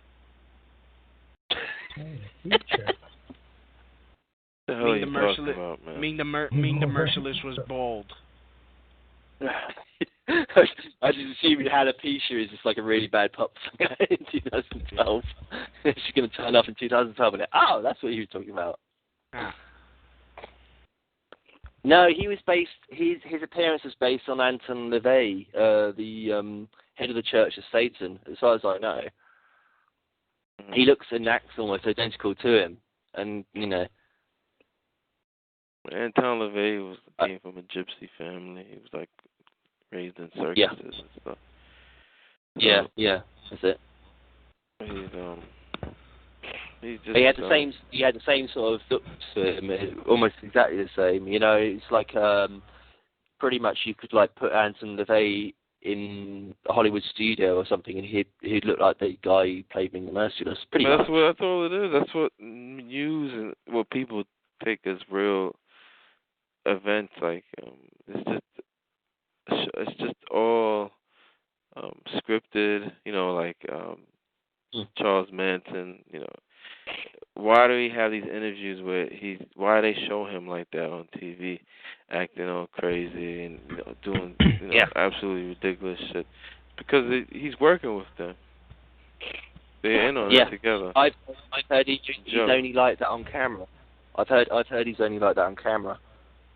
I'm not saying off camera he's a wise intellectual soothsayer or anything like that, but when he's on camera, obviously he knows when the cameras are coming in, and so he'll start putting on his crazy acts. Yeah. He's one of theirs. I mean, he knows. He understands how the system functions. So he's in the system, isn't he? He's right in the system. If you're in prison, in prison and all that, yeah. There's no way out. I mean, you just like I don't even know if indoctrinated is the proper word, but you're enmeshed in it. Well, I think he was bred. I think they actually like made him out of a test tube, and they made him. Yeah, I thought. Yeah, usually those people are. I mean, his whole name is it's not like allegorical name. Yeah, I suppose so. Son of man. Mm-hmm. Son of man, son. So all these guys are all usually they're all test tube babies. Most of these people. Yeah. And you look at their name. That's what Freemasonry. When you look at it, it's all about breeding and genetic engineering and growing people. It's like a cow fucking farm. I think. Well, like Exo monasteries, and then that's what nuns are all about. They all immaculate conception. They call it. You heard about that nun that got caught for lying about a rape? Yeah. Saying she was raped, she wasn't raped. Mhm. Huh. Yeah. But she was. I didn't see it. My mother was telling me about it. I didn't. I don't know what the whole story is. But a nun lied about a rape. Oh, when she. Oh, wow. You know what? She wished she had been raped, but she really did a bit of thing. Yeah, this just from what I hear about it. No matter what, women are bitches. What do you expect though? Like, she like if once it comes out that you're having sex, because they get food, they get everything. They get taken care of by an institution. Yeah. So if you comes out, you're saying you're having sex or whatever, then you lose all that. And so, of course, she's gonna sit there and lie. I mean, that makes logical sense to me. Right. Those people, priests and popes, they're there to just promulgate themselves. They just to survive for themselves. They only care about their own kind. Same thing with politicians. all these different groups. They just care about themselves. They're people. They're kind. So they'll say whatever to keep themselves in power. Yeah, I also heard the nuns had the best grasp of eugenics. I heard they had the best sort of, I don't know what you'd call it, but it's sort of like the best sort of like breeding possibilities, and they're behind a lot of the sort of like what you might call like royal or elite breeding. That's what they're there for. They're just dollies. That's all they are. They just and matchmakers as well. So like usually the more usual term. They'll arrange for certain people to meet certain other people at certain times. And it's all genetic engineering, big plot. It's just one big, It gets the one group of nuns I learned about recently was the Grey Nuns that originated in Montreal, like in the west end of Montreal. They call themselves the Grey Nuns, the Order of the Grey Nuns. Yeah. And it's really interesting. These guys are like, from what I've learned, they're at the capstone of the pyramid. They're the most powerful group, and nobody even can't even see it. They all everybody, because they're the ones who are behind things. They're the clerks inside, whatever institution. They're the ones. Because clerks are so important. Like they're the ones who, the boss, has a secretary. It's even more simple than that. Because as a guy, you might be like really powerful. You might be like really virile. You might be this and that. You might be the most best. You might be the best sort of manager, best sort of manly man in the world ever.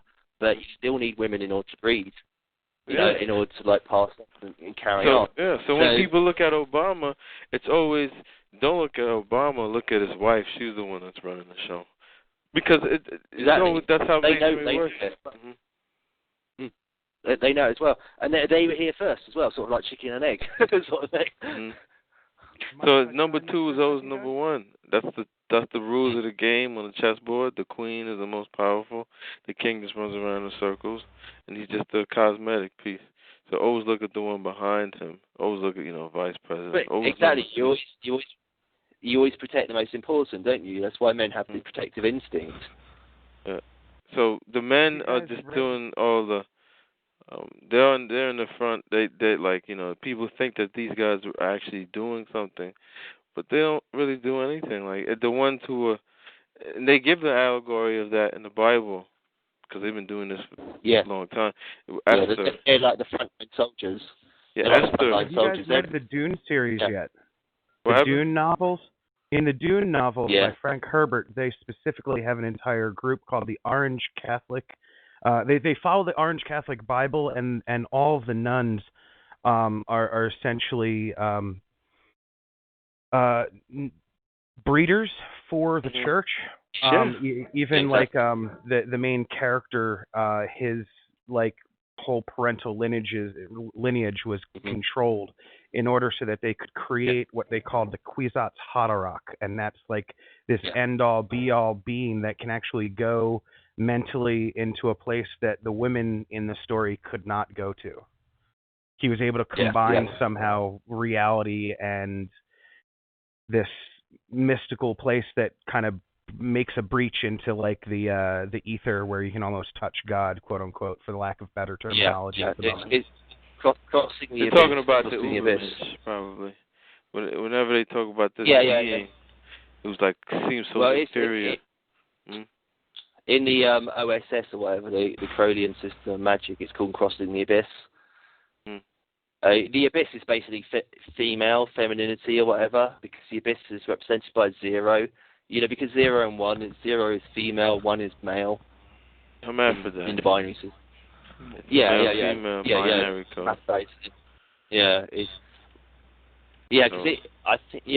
Never mind, that's sort of a different thing.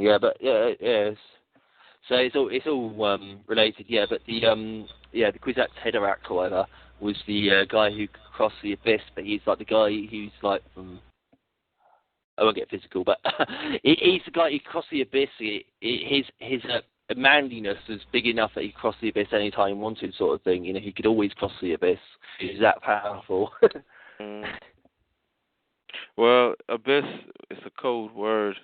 It's AB is out of in Latin, and then you have Y, which is the priesthood, and SS is super slave or shape shifting. So it's shape shifting out of the Y. It's a super slave out of the Y. It's basically that's what they started in Egypt with Nefertiti in that dynasty. I think it was the 18th dynasty, where they basically decided, because when you understand how human beings were made, they basically decided to reverse the natural process and make females out of male.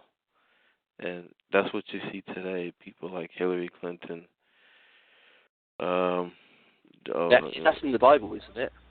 Isn't it? Eve was made out of the rib of Adam. Yeah, well, that's genetic engineering. That's stem cells. Yeah, the Anunnaki totally created like humanity. If you read the old ancient Sumerian texts, like they took their own genealogy and added it to the genealogy of like the simian apes, monkeys, whatever that was they around. call us that the maybe apes, even the Neanderthal human beings are the Homo sapiens, sapien. That's what we are. Like that's why you have like in 2001, A Space Odyssey. They're talking about people. Oh, yeah, that was hilarious. That is hilarious, that book. In a way, when you've studied this stuff long enough, I mean, it's hilarious. Because they touch the stone, as in they're masons, you know, because, like... Yeah, that you know, stone even, like, is the boss. It's the Neanderthal. It's representing the phallic symbol, and the phallic is really just talking about, it's just that needle they're talking about, that inserts into an egg. It's the generative principle. That's the generative principle. I mean, it's inseminating an egg. You're kind of right. You're kind of right, but it's just basically touching the stone, which is like touching the essence of the earth, because because under the earth you got the stones and the rocks, and you got the masons, as in like the Masonics or whatever, but they're only like emanating from it.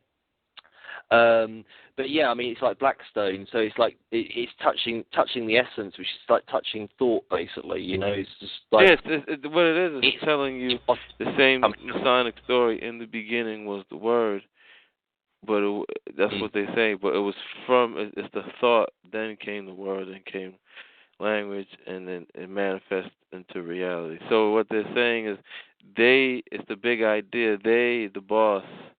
Neanderthal, it was their idea, and their idea, these guys are working off of that idea. These apes. Yeah. So they and also, it's their will. They're manifesting. We're manifesting the boss's will. Neanderthal or troglodyte. The monkey that reaches the rock is a monkey. Yeah, he's a science. He's getting help from another more intelligent species or something. Yeah. Which in Christian mythology would be like Satan, basically, because Satan is like one from within the earth, and rocks are like expelled from the earth, which is like the strongest substance expelled from the earth. Because if you compress a rock to a certain degree, not to use double entendres, you get a diamond. It was these guys that lived before the Ice Age, that lived in the earth. They still do. Like they understood that this planet has these levels. The crust, the moho discontinuity, upper mantle, lower mantle. Yeah. So they knew that like this area called the moho discontinuity was made out of basalt. And it's basalt is BA salt. It's intelligence. So it's made out. It's everything that's ever lived. It comes into this rock. That's why Masons talk about rock. This rock is very important. Like it's DNA. Well, yeah, it's what they build from. Yeah, they build tunnel systems, and they give that clue in Louvre Museum in Paris with the geodesic domes. That's how it looked like when they're little down there. It's a tunnel network they're talking about. I was looking. the International Space Station actually has a dome built into it. I mean, I heard it on A View from Space.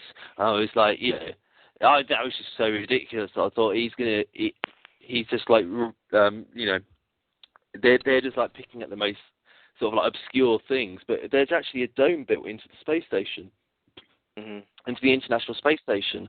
It's just like it seems to serve no logical function apart from like giving you a really crap view of a bit more of the space station. So they're really into this stuff, even in outer space. Yeah, spears are really important because that's what you see in nature. Spears. It's everywhere. Spears and circles and spirals, and squares are actually the most unnatural thing. So all above ground, all our buildings are like all these points and squares. Because sort of like divert, but like also like beyond the same point. Monkey's actually really important as well in the whole Masonic. I don't know if you studied much about Monkey King, Sun Wukong, in the Eastern sort of mythologies, religion. Yeah, I came across like they use monkey as like a symbol.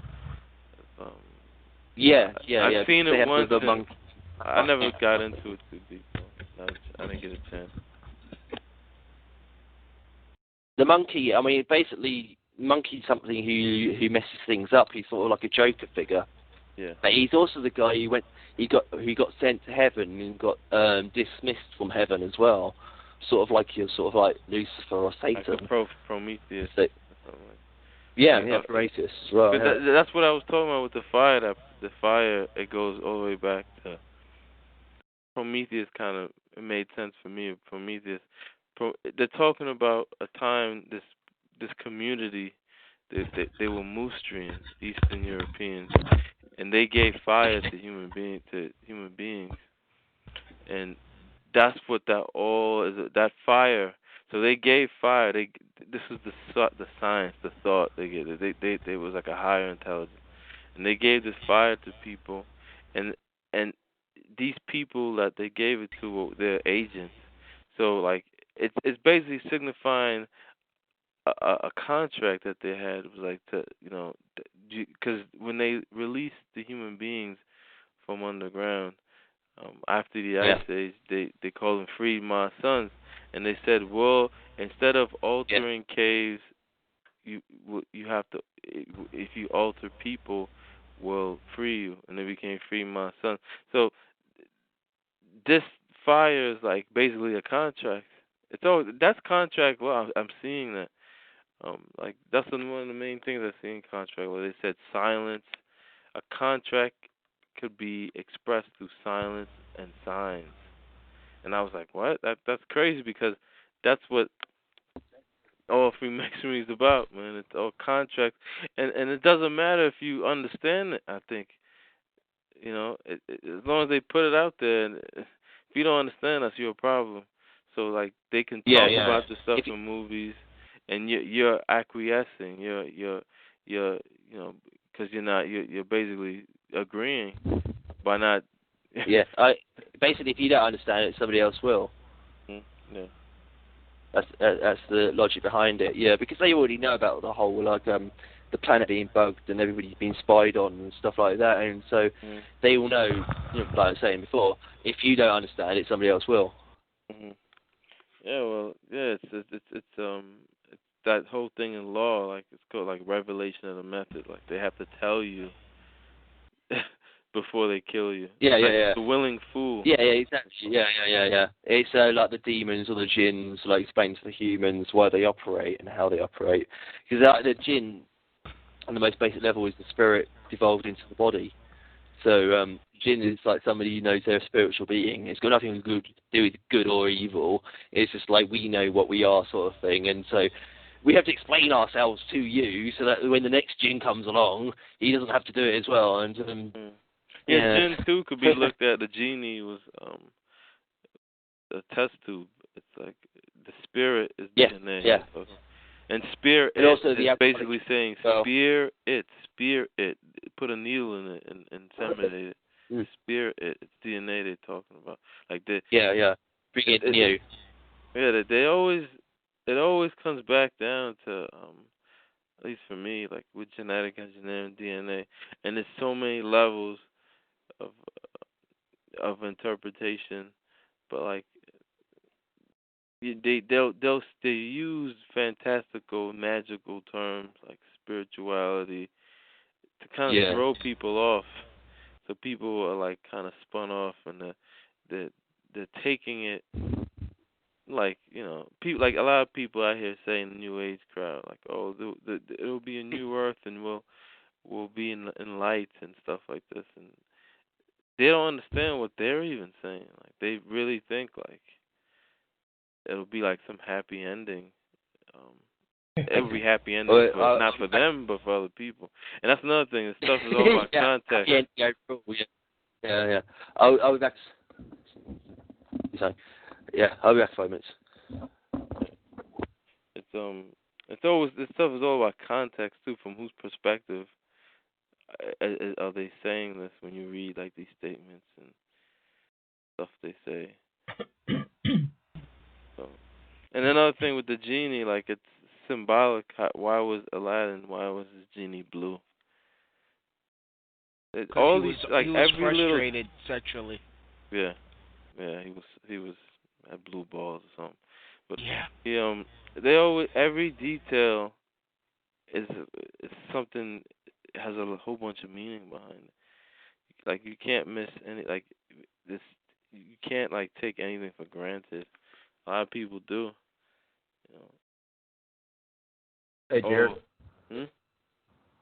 Hello? Hey. Who's this? Hey, it's Chris from Oklahoma. Chris from Oklahoma. Yeah, I've never spoken to you before. Oh. My first time calling in here. Yeah. Where are you coming from? So, I mean, like, how'd you find out about this? Glenn Keely. Mm-hmm. Oh, you researched the stuff before? Yeah, I was just checking it out and ran across some audios where you were having a conversation with Glenn. Yeah. That's how I heard about you. And then, I've been using this shoe website fairly recently. And ran across your talk here. So, yeah, I spoke to Glenn before. I called him up off his website, talked to him about some of the word sculpting. That's what he refers to it as. Yeah. Yeah, I found that to be really interesting, and so I was asking some questions about it. But like some of the stuff like he goes into, and I just wanted to ask you about seems like he, like both guys and some of the guys on that you're speaking to there, they accept that evolution. Is that correct? Well, I can't speak for anybody but myself. Oh yeah, I understand. I believe in intelligent creation. With evolution, right? Evolution. This is what I've come to discover. Yes, there was an evolution, and yes, there was an intelligent design. Intelligent designers. They were genetic engineers, and they were the ones who evolved. They evolved, and we human beings were fabricated. We had a modified form of evolution. It was science. It was an understanding of science that they had. So that's what, like, when you go in Egypt and you see the double Uraeus, the snake entwined, the snake represents like wisdom and that stuff. So they're saying they have a high understanding of DNA. So like in the media they tell you evolution versus creation, and they leave it at that. They polarize. They leave it two sides arguing, but they never tell you the third option. And those two things actually meet in the middle. Can I tell you the answer I gave in my shows? Evolution or evolution is human design. That's it. I mean, I'm sorry, my answers to things are really simple. I've done that. It's like alchemy for me. Evolution is human design. So if you're saying something evolved from something else, you're saying humans designed it that way, Yeah, well, evolution of the universe. I mean, all you gotta do is just look at, you don't even have to go and read books. All you have to do is look at nature itself. That's the greatest teaching ever had. And all the principles are there. You see how it evolves. You see how things go back in a circle. It's just eternal, everything. It's right there, and that's where they all get it from. Yeah. When you look at all their Bibles and their book, it's all based off of nature. And what they try to do, that's what Freemasonry is. It's a mirror of nature. They are actually the stain behind a mirror. They mirror nature, but they redirect it in the direction they want it to go. So, Tain is phonetically the same as stain. It's phonetically the same as saint. It's phonetically the same as Nazi. It's all the same thing. Antis and all. Yeah. So all the saints, they're all Nazis. It's their philosophy. It's fascist. That's what it's all about, and it has nothing to do with with Hitler killing the Jews. I mean, he just took the name. He was doing exactly what they wanted. He engineered everybody. Yeah. Everybody breeding the way he wanted them to. But it's. I was watching on TV actually. They had Saint Nicholas, and I was sort of like guffawing in the background. It was some sort of like trucker thing or whatever on TV. Really sort of like GUI or common sort of like intellect program. Really silly or whatever. They had Saint Nicholas, which is Saint Satan. Satan is saying Satan. Satan. Tan is another. Satan. Yeah. Or it's Satan is another phonetic way of saying saint or Nazi. So when you look at Santa Claus, you're saying Satan's cause. So. What's the cause? Satan's claws. There's that thing going around the internet. They go, Satan's claws. Oh, hence it's evil. Satan. This Satan and devil and God. These guys are it's the same person. When you in Kabbalah, you learn that it's the same. Yeah. Or even actually, if you understand Buddhism. Even if you understand Buddhism or Hinduism, you understand it's the same person trying to understand themselves. I mean, without even if you go to understand, all that sort of level of like comprehension, it's the same person. It's like because even if you read in the Bible, Satan was originally Lucifer. Lucifer was this guy. He went on a bit much about God, saying how amazing he was. So you could say he was like the mirror of God or whatever, or he was like his embarrassing gay lover or whatever. Well, how do you want to interpret it? So he's like, God was like, whoa, get out of my face, and poof, sent him way down to earth.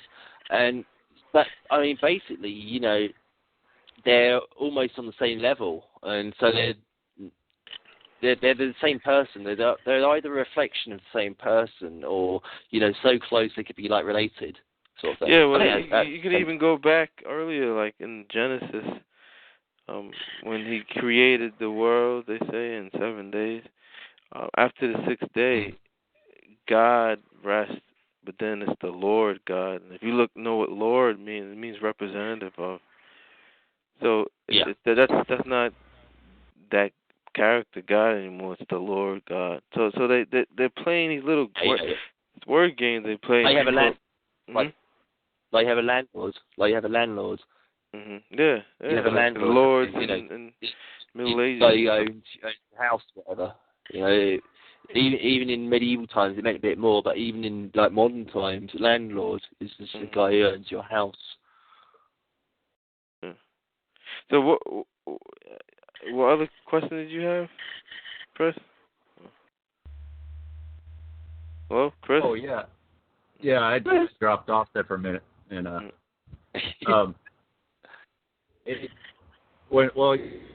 on to evolution, I just you have to accept that premise that it happens. Evolution happens, and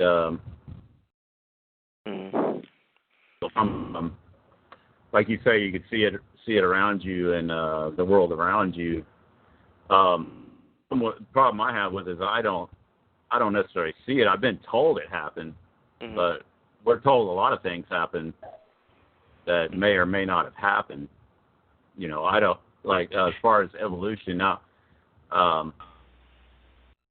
I've been to the Smithsonian Museum. It's in Washington D.C. and it's basically I would say a shrine. It's basically a shrine.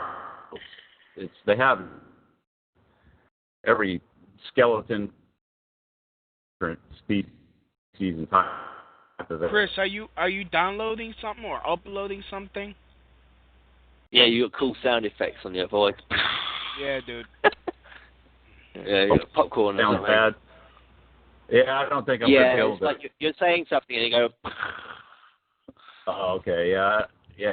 I hear you, but so you're saying you're being told evolution, but you gotta remember evolution when they tell you it, they tell you Darwin's evolution, but Darwin's like missing a crucial point in what he's saying.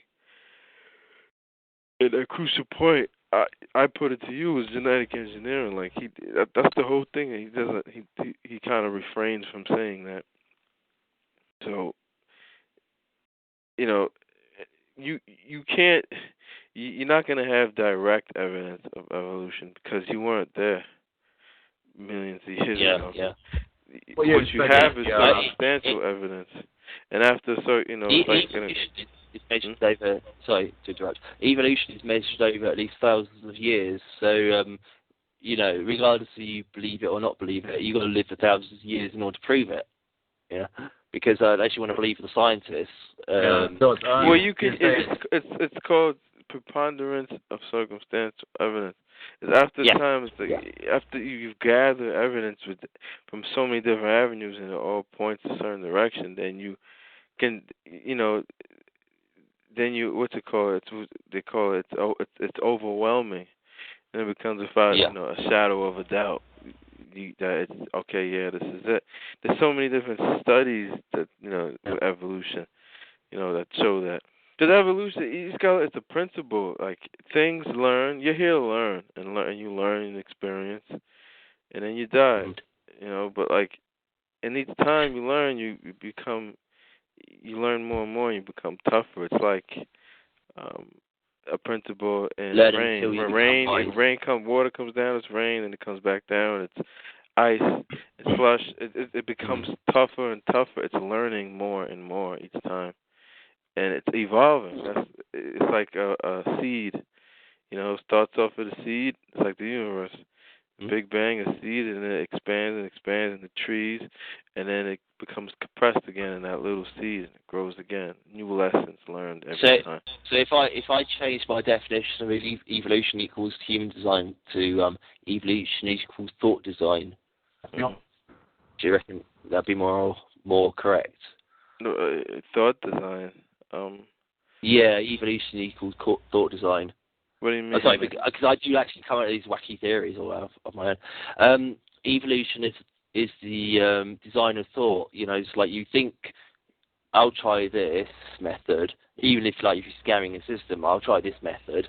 Well, that didn't work, and so I'll try a slightly different way. So I guess if that slightly different way, the second way, works better than the first way, then you'd have an evolution of that design. Well, because are you talking about like a trial and error type of thing? Yeah, basically, in a way, trial and error with a bit of genius, I suppose. Because so you don't go through 10 billion combinations. If you understand computing enough, then computers sometimes go through billions of different combinations in order to even get your computer started. I find looking for common denominators and things. Like what's the common denominator and things like that's what I look for. Or we'll look for on another hand, look for what doesn't fit in here, what's not. Yeah.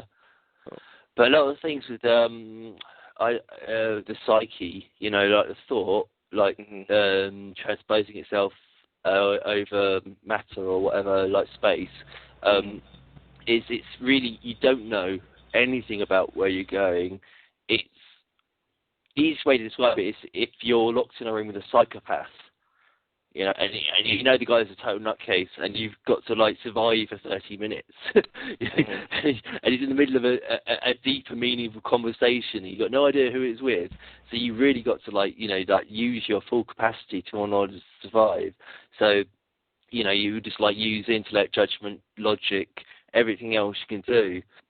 But yeah, I mean that would be the evolution. The evolution would be like you survived 1 minute the first time. You survived 1 minute and 10 seconds second time. Because, you know, everything, I mean, it's constant. That's how the universe, every minute we're changing, every second you're not the same as you were yesterday. You know, your cells are changing. You change all the time. Yeah. So, I mean, that's how the universe is. Like, it just, it evolved to the point. That's how it learns. Yeah, it learns. It's learning. Yeah. And stuff like the Big Bang, do you like prescribe to that? I just thought that was some wacko theory of somebody's. Yeah, with the Big Bang, it's just the only thing is like they find that Einstein's theory, unified theory of the universe, that it doesn't work at gravity. Everything else works out, but at gravity it goes all wrong. So scientists are studying gravity. What made gravity gravity? And they're saying that it was a sound. Well, not they're saying, but I'm finding out that it was actually a sound that was played or something. That gets you into the New Age, unfortunately, because everything has a grain of truth. All these groups have something that they say that's true, and then they go off into another direction. It's like that's what the Y represents.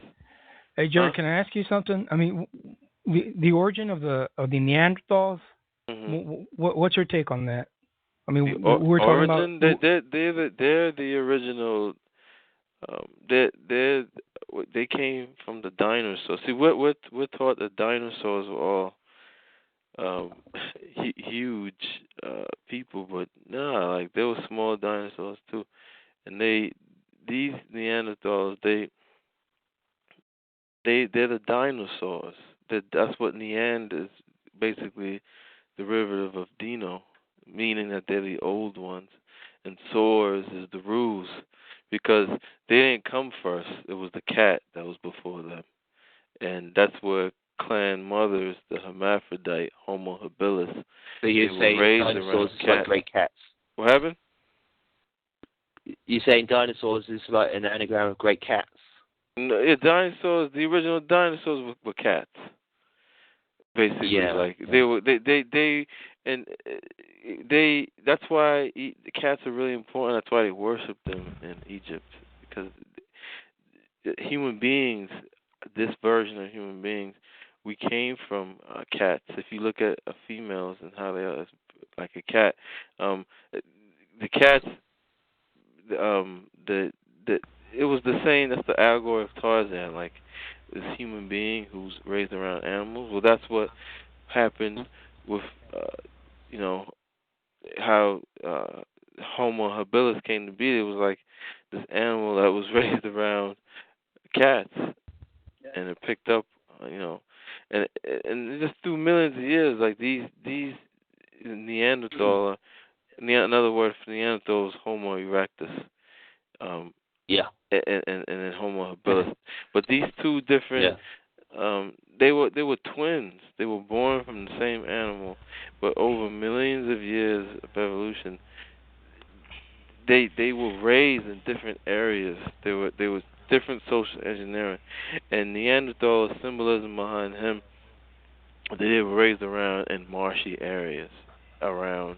They talk about hippopotamus. Well, that's good. That ties in with Star Wars: The Empire Strikes Back. But I mean, I always thought the best area to live in is a marsh. Exactly. In a marsh with Yoda. I'm just wondering about their intellect. I mean, according to the reason why story, they're intelligent, because not all of them were geniuses or idiot savants. There was a group of them that was cut off, like cryogenics, that were cut off from everybody, like frozen in time, and they were like cut off from everybody. And that group of people, 144,000 of them, that's what they say, became Logan's genius. Run? What happened? Don't you think that's what happened in Logan's Run? Oh, Logan's Run, yeah. They, if I remember, it was like example there. Yeah, yeah. I won't boast about the NCPG. But they showed the allegory of these guys, Neanderthals, in the movie, like the Never-Ending Story. That old turtle who always talks in as we. He never says I. It's we. We are legion. We are one, but we are legion. We are many, but we are one. That's them. Yeah, it's cool. They downloaded themselves in their computer.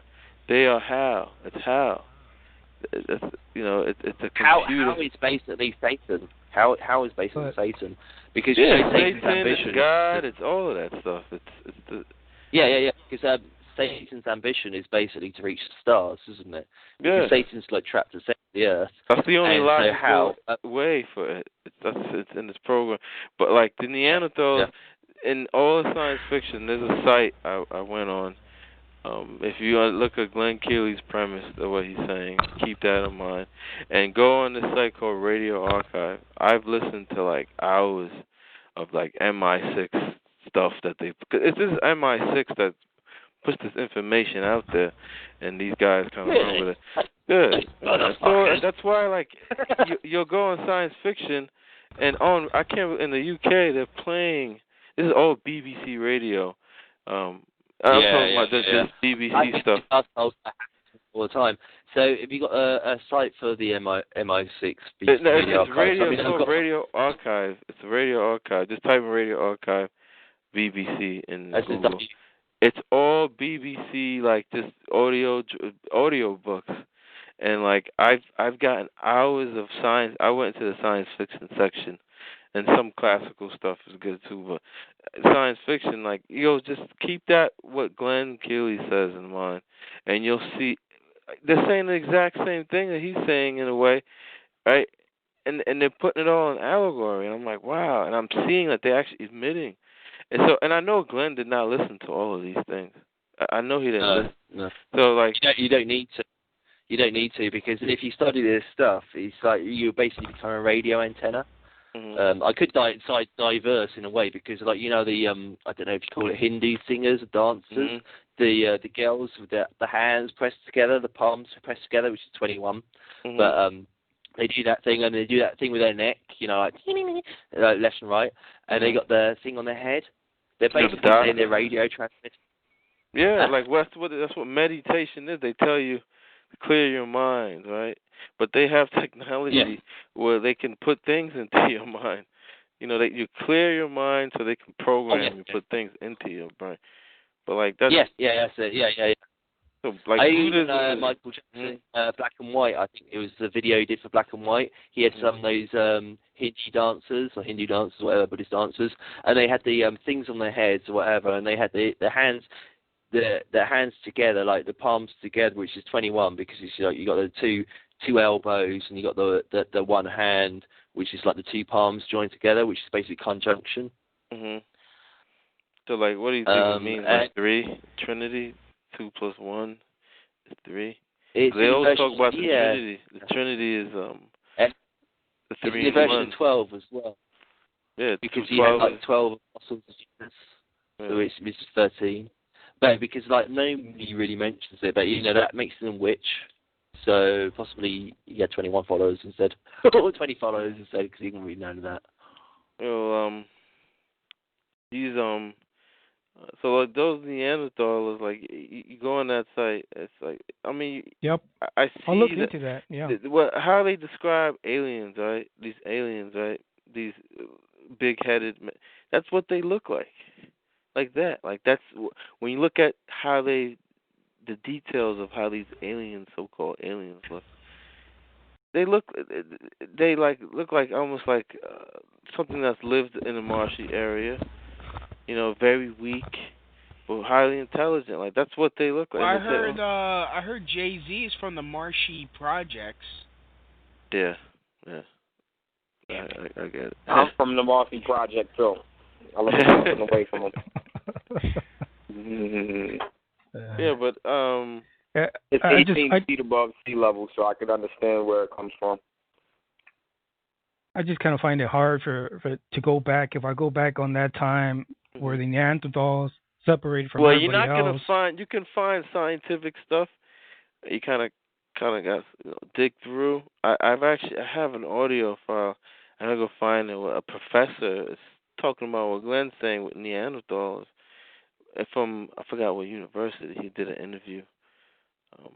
And he doesn't know anything about conspiracy or anything. He's just researching into like the scientific data and stuff. And he's fine. He's like, it was Neanderthals. He said they were very weak. They had people feed them. These guys are so scientific. It's like when you create. It's like you invent. Say human beings, they invent forks or something. And like you use this fork, but like you become more technologically advanced, but you lose things physically. Each advancement, like you lose teeth because you're not using them anymore. Well, take that concept, and that's what Neanderthals. They don't do anything.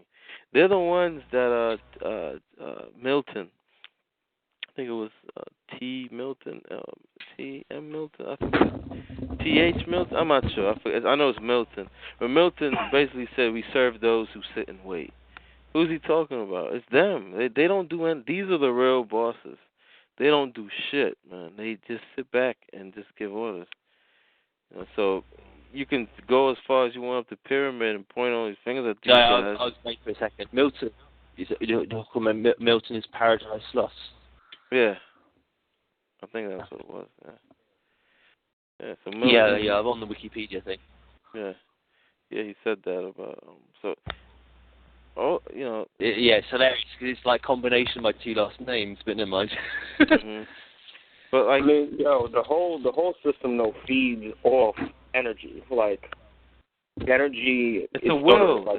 It's a program that is surging through the whole system. It's like people volunteer for the system to be in operation. Like it's not like in a way like they will the will of the system because they're not fully aware of even themselves. So like they basically lowered everybody to like a basic level, and so like they make everybody predictable and all this stuff. But like the main thing about it all is to get everybody to will the will of the people who set up the system. So this program is it's basically towards self-destruction because that's what happened to them. From when I look at allegories and stuff, it seems. Well, you're kind of right. You'll get if you're so new to this arena, it's like let's pretend you like woke up yesterday with like full cognizance of the English language, basically understand the English language. You'd understand more of what the reality of the situation is in today through watching horror films. It's more of a horror story. It's more like it doesn't matter what theme. The theme is just the theme. It's just the cover. They can make a comedy out of it and show you. It's still. I mean, horror works a bit better because it's all about possession and people being taken over by things that are greater than them. Yeah, that's one. There's one story. What's that story with the guy? He comes home, right, and like his wife is like culturing this little demon baby. It's like it's totally surreal. The whole movie is like surrealism is really good. I think. Damien. It wasn't Damien. There's one thing called Possession. Possession. That's what it was. Possession. Came out in 1981. That was a really good one. The symbolism was incredible. I saw it the other week. The end was like wow, like it was so obscure. Most people wouldn't get it, but like the color, everything. It was the color of the eyes. Jared. When you mention the word will, are you referring to psychic energy or mental energy? I mean, will is like it's okay. This is where they get it all from. Like since they get everything from nature, right? They all copy nature. So in the beginning was the word, they say, but like I said before, was the thought. So like they're copying something that's bigger than them. And there's like when you look at like the instincts of a bird and like people's intuition and stuff, the instinct of a bird, how can they know these things? How can they know these things and not be taught this stuff? It's because it was remembered from something else. They're just a thought in a larger like existence. They're just a thought in something like a brain. Something. This universe is like basically somebody else's brain with just a thought. So the thinker doesn't come up with the thought. It's the thought that the thinker forms around. It's the thought that comes out with the thinker. It's the thought that came first. It was a thought that ensouled everything. It was just everywhere, and from the thought formed the planet and everything else. It was something else, something else's will. It wasn't a person though. It was something else it was the first cause. It's what created the universe. It created. And Glenn Keely describes it as creation.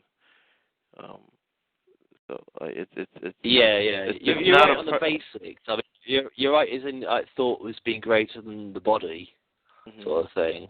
I mean, I've actually like done a whole thing about it, and it's like well, you have to give me like 2 minutes. Okay, at the lowest level you got the body, and at the level above you got mind. One mind can control many bodies. At the level above that, you've got soul. One soul can control many minds. The level above that, you've got spirit. One spirit can control many souls. That's it. That's all there is to it. It's that simple. But wait. You gotta say that again, because I was just zoning out looking at my Netflix, and I just heard something just now. Say that again. The levels that you were just describing? You got a hierarchy. Yeah. You got four names to remember in the hierarchy. You've got the body, the mind, the soul, and the spirit. Yeah, so but the soul and spirit is the same thing. The dividing. In my thing, the soul is your perspective. The soul is your perspective. The soul is how you see things. If you imagine a mountain. The soul is where you're on the mountain. Because every soul has a different perspective on the mountain. Well, soul is like the best way of describing DNA. It's everything that's you are. Did you say mind is just like storage? Your DNA. Mind is just a tool. Consciousness is just a tool for day-to-day things, for tasks. That's all. That's not what gets remembered when you die. It doesn't come with you. It's your experiences and your DNA that survive. And when you understand that concept, what DNA is, then you understand all the mystery schools, what they're all talking about. Then you understand what they meant by the ka and the ba. I'm gonna put this article on your page, right?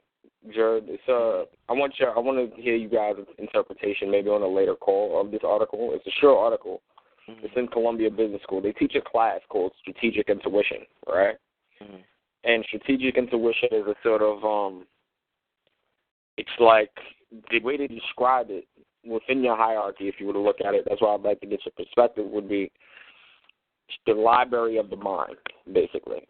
Like the way Napoleon won wars was he cataloged in his mind, per se, several wars, right? And not just the wars, but the individual battles within the wars. So the way that people were doing strategy back then was they would, like, plan out the whole war from the beginning and just fight to the end. That was it. One plan, that's it. His thing was to create several different plans within that. So he would, based on the situation, the weather, the elevation, or the lack of elevation, he would have several plans for each little specific battle. So he had sort of an evolved stratagem at that time. It was more Sun Tzu-ish, but this is like it was more Sun Tzu-ish than like thermodynamically aligned. It was more like chaotic. Intuition, right, is like it's the part of you that defies logic. It's irrational. It's knowledge, but it's not. You can't put it in the form like you do with reason. Reason has a form to it. It's like thought, because reason is just thought and form. I guess you could say, and intuition is just the irrational. But reason is determined by the ethical or moral principle of the person. So if you're like a hedonist, then you'd have a different ability of reason, or you would come to different conclusions based on your reason versus someone who's utilitarian or altruistic, or somebody who's a capitalist, right? Yeah, like but those capitalists and all that stuff, it's just different programs, different mindsets. I posted a link to my blogs on the chat room. Yeah, intuition, it basically means in teacher, secret teacher. It's a teacher inside you. Yeah, it's like tuition. Yeah, it's who you really are. It's Sigmund Freud's id. It's the id. It's your. Yeah. It's your own secret master. It's your own secret college or secret school, whatever you want to call it. It's not really concerned about the word phrases you attach to it. It's intuition is the sort of thing that like. Let's say you have a. Let's say back on the chat. Okay. Let's say you have a bad intuition. You are the silence between your thoughts. Hello? That's all you are. You're the silence between your thoughts. Mm-hmm. Yeah, intuition is the sort of thing. It's like if let's say you had like a bad childhood or whatever.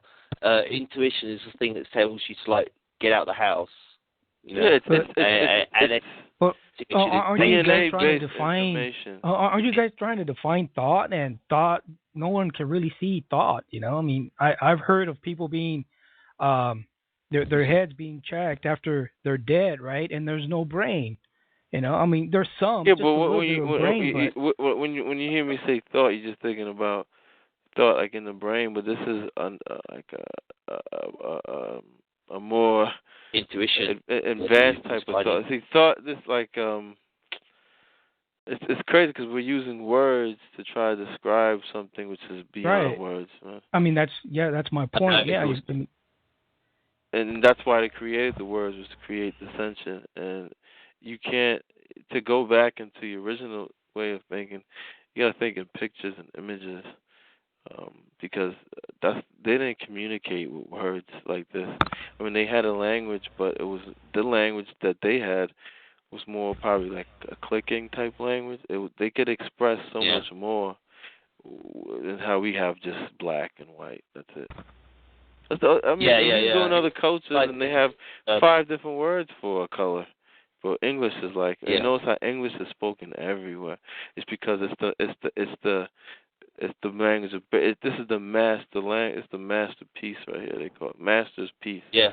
They say so. Like that's Francis Bacon was behind all that. Shakespeare. He used Shakespeare as a Trojan horse to kind of get that out there, and now everybody's speaking it.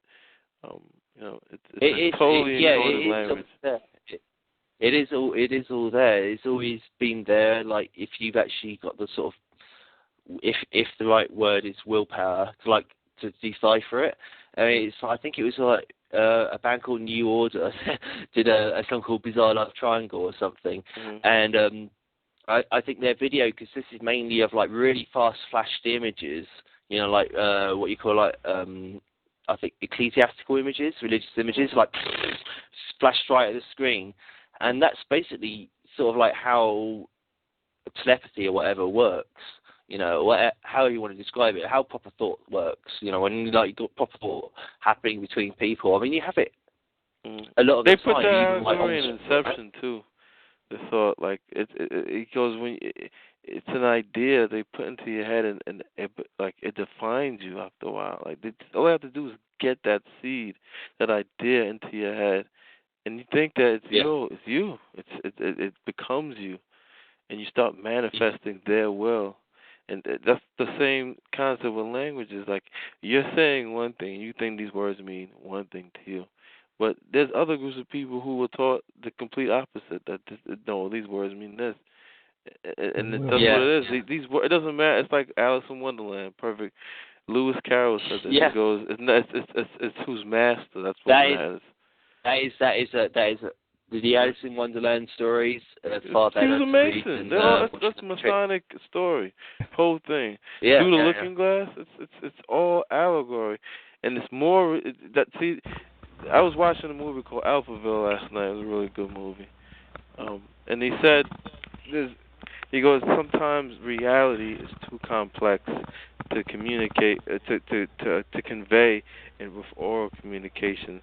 That's why they had to. It's better to put it in what's the word? It's better to put it in legend. He said.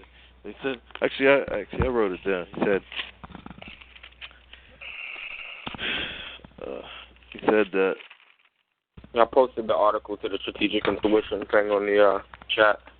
He goes, sometimes reality is too complex for oral communication, but legend embodies it in a form which enables it to spread all over the world.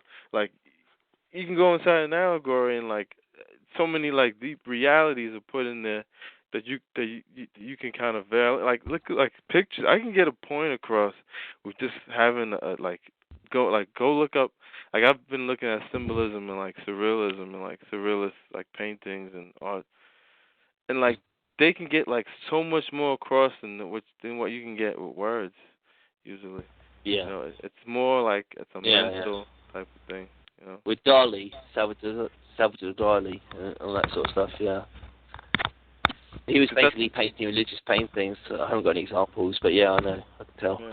Yeah, that's what they do. I'm looking at them there, but... Yeah. It's a Messiah. It's a form of communication. I believe that people in the beginning, like, we're telepathic. We're just it's not really used. Yeah, of course. I believe that we were telepathic. We were more telepathic. We were more. We use body language, all these things. That's what they meant when we all spoke one language in the beginning. It was body language, mind language, telepathy. They didn't really mean like another language like Spanish or something. They're talking about language it's more. Telepathy has more to do with, in a historically sense. It has more to do like you go and spread and like find out for yourself and come back. Report to me, sort of thing. I mean, you know, that's in the Bible as well. You know, like he said, like whatever. Job said, like, fuck off and come back, or whatever. You know. And the Bible is this. That whole thing is like, I haven't completely deciphered everything. I'm still going through it. Like it's the words, the letters are all. Abraham. I mean, Abraham. You're talking out of bra, like Brahman, and Ram. You mean that dude from They Martin? have Ram in there. Ram is male. Yeah, but it's the masculine. But Ham is associated with pigs, which is associated with demons. Yeah, us, pigs. They're us. That's who we are. That's what they mean. They're talking about, like, and demons are deformed sort of perfection. So he's like the prime bad English. He's a prime defection, but you know what I mean. He's like the best of the bad lot, sort of thing. Yeah. Well, like that's what they do. That's what in religion they come up with, like Satan's and all. They try to embody everything inside this being, so you don't look at yourself. So, because, you know, like, we're all devils here. If they use that stuff, they got no power to do it. Yeah. I mean, I've been into this and that and whatever, and they actually have no power behind them. It's like, give me the power, hit me with your power, you know. It's like, what you can do, physically hit me, go on then. And they you know, even if they do it, it's puny. Mm-hmm. Yeah, in Israel, you know what they used to do? They used to take a scapegoat. That's where you get the term scapegoat. They used to take a goat, and they would transfer, because they knew people wouldn't look at themselves for all the stuff that they did. So they said, okay, we're going to transfer all your sins into this goat, and we'll sacrifice this goat. Mm-hmm. And that's where you get the term scapegoat. Yeah. They do that in politics all the time, have scapegoats, and, you know, because nobody wants to look at themselves. That's where it starts. That's where how the hell and stuff. That's the problem I always had. I don't know how to translate into English, but it's sort of like what I don't understand is that most people don't really want to get back. They don't learn enough. They don't want to find bad lessons about themselves. It's because the whole thinking. Most people, a lot of people program. It's their thinking. They've been so hoodwinked, with their thinking, which is another reason why I don't want to know, because they got to accept responsibility. Once you know, you have a type of responsibility to yourself, and the rest of the world, because I know what's gonna happen. I'm looking at, I know, and I have to say something about it, because these people don't know. I got to speak up about it. Basically, I learned that the whole human race is going to be eradicated, and that's why they have people in secret society. They bribe them and blackmail them and make them take secret oaths, because after you go up, you realize there's certain things that you won't agree with, and you probably will say something about it. So they set it up well. By the time you get to that point, when they told you to take a picture with that little boy or little girl or have sex with whoever, they'll use that against you. They they always have to have some type of form of blackmail hanging over all their people. Yeah, I know. Jared, about the DNA, right? The DNA. I keep hearing. Well, I wouldn't say I keep hearing, but about the DNA. They hijacked what? Humanity or something? They hijack creation. They hijack the nature but doesn't itself. the DNA return to creation, and creation has its final say on what DNA? they saw creation doing with DNA, so, right? It brings people back, and people are born again. If people learn everything what it's about, then they come back and are reborn, and and they see that, and they said, okay, look at that principle. We're gonna do that, and we're gonna call it reincarnation. And they take DNA, they use DNA, and they reconstitute it. And same thing as in the movie with the little boy and the whole world's flooded. The little robot boy wants to be a real boy, and at the end, what happened? These little alien, Neanderthals, reconstitute his mom from a piece of hair. They take DNA. If they want to have a psychopath or whatever, or a mass murderer, all they do is they take DNA from places like prison, because that's what they do with all that DNA, and they take all the common denominators they've learned from all mass murderers, all people who kill, and then they take those common denominators and they put it all into an egg, and then they implant it into whoever, and they give birth to that person. And the whoever gives the nun whoever gives birth to this mass murderer, that now they know all they got to do now is just kind of turn them on. And so the media plays a big role in that, because the media will know ahead of time who these people are, and they actually follow these people throughout their lives. And I don't know if anybody ever knows, whenever they have a mass murder, it's they know everything about the person almost immediately, because they engineer that stuff. They take a big role in engineering.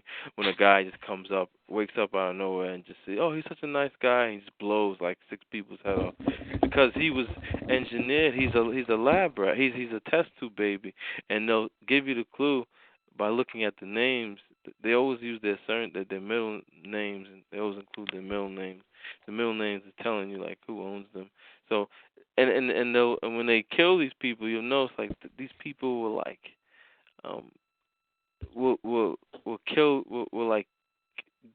they'll shoot 33 people, so perfect, that number. Why 33? Because that killing is actually a ritual. It's a message to insiders. Okay, we're at this point in the plan. This is like the Tuscan shooting. I mean, that was so. It was a Masonic message to their insiders, their people. And the word Tuscan is encoded in itself. But like, I mean, look at the people he killed. He shot at. Look at all their names, man. Their names were not. It's not a coincidence. Their names are like that. And why is that one little girl? Her name's insane. She had like 3 names, and she was like born on 9/11. That was like the big thing they were all saying. I was like, that's not a coincidence. That was all planned. That guy was turned on, and he's like a robot, man. It's a Manchurian candidate type of thing. They can just turn somebody on. They can program you genetically or socially or both. Genetically then socially engineer you to reinforce what they did genetically. So I mean, they do that in like submarines. Yeah. Stuff like that. I mean, people go in submarines like Bill Cooper or whatever. This guy was like one of theirs. He was one of their people. I mean, he was in a sub. When you're on a Navy ship too, you're out on ship for months, man. Like they can do whatever they want to you, man, on that ship, and like they could make you a Manchurian candidate, whatever. Because they can do it to everybody, anybody. It's because the psychopath is in everybody. It's just a matter of bringing it out to the surface. To make somebody a psychopath, it has to be there. So it's in everybody's potential. It's like that's where you get the term, the universe is inside you. All potentials of good and evil are all in each individual. They're not lying. That's not just a mystical, philosophical thing. It's true. It's a fact. Yeah, but most people don't feel much of anything inside them. But it's a growth process. I know exactly what you're saying, but yeah, I mean, it's like if I was like 8 years old, I wouldn't really feel that I was like the center of the universe or whatever they thought I should feel like I was. But as you sort of like basically grow, you know the phrase "grow up" means grow out. As you grow and as you grow older or whatever, you do discover more and more the way the connections you have with the reality that's going around you.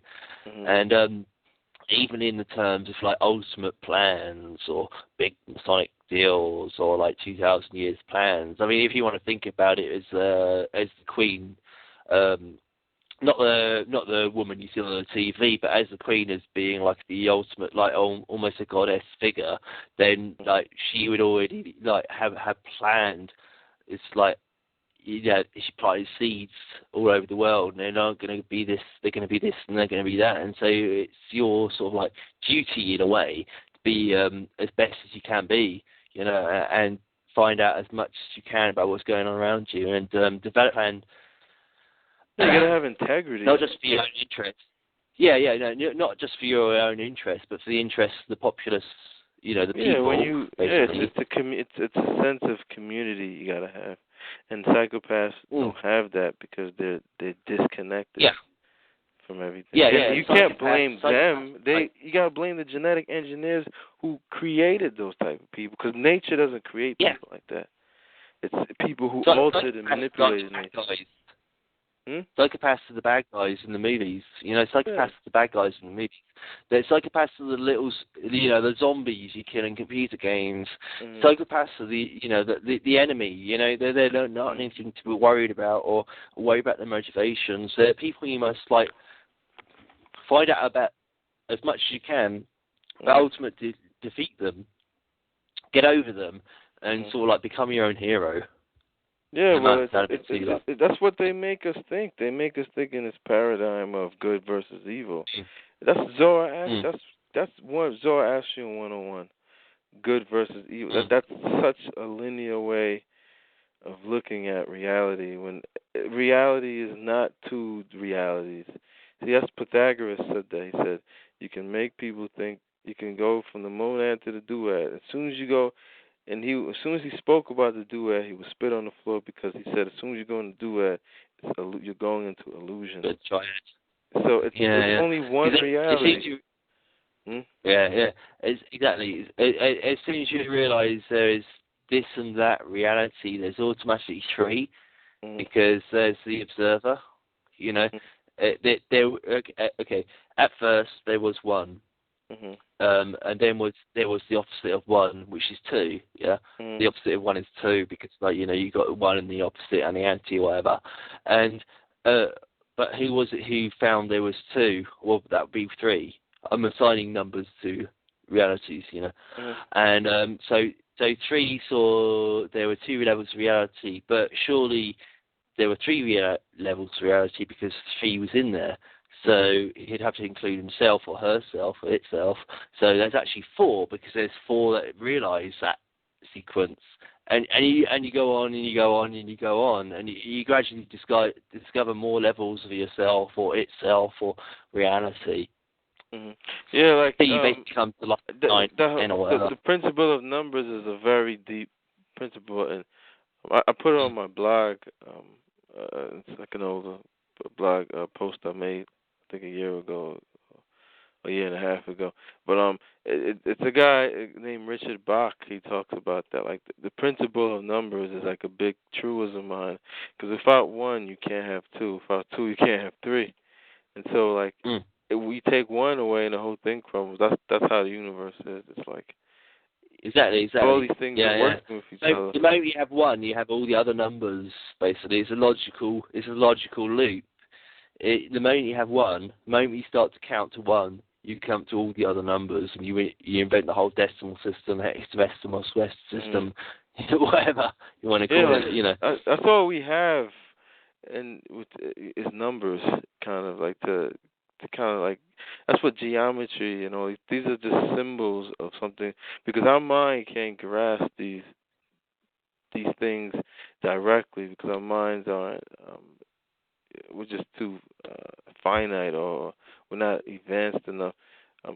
So we use crude symbols to explain these realities. In our mind, when we talk about the Big Bang and all these things, we're using symbols to give us a conception of these things, but that's not how they really are in the real sense. It brings us closer to it, but it's not how they really are. Like, there's a Arthur C. Clarke story about the guy talks about the DNA double helix. Like, he's like, look at it. It was explained as the deepest reality. Like, it's a double. It's like a way. It's like a circle twisted. And you look at it and look at it 2 dimensions, but you can't look at it in 2 dimensions. Look at it in 3 dimensions and imagine that in 3 dimensions.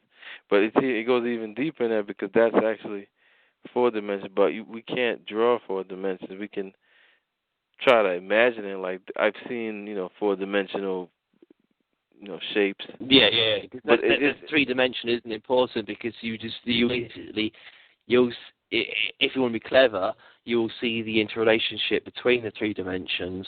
You'll see y equals 20 or whatever, and x equals like 16 on one side, and x equals 8 on the other side, and you'll see a line connecting them. But unless you want to get into the 4th dimensions, you actually see what the reason is. Yeah, 4th dimension is just time. That's all it represents. It's expanding. Just imagine like something expanding and then contracting. That's life. You grow, you learn, and then when you die, you putrefy, and you're back to your seed. And from that seed, that's why when you die, or if you look at it when a plant or animal dies, where that animal has died, you'll notice that the grass will be greener. It's like a fertilizer. It's life. I heard that. That's the soul. Yeah. That's what you are. Like sweat glands, whatever. Yeah. And then shit is very important. Shit is, when you take a shit, it's everything about you. Everything inside of you that you've ever learned is in that piece of shit.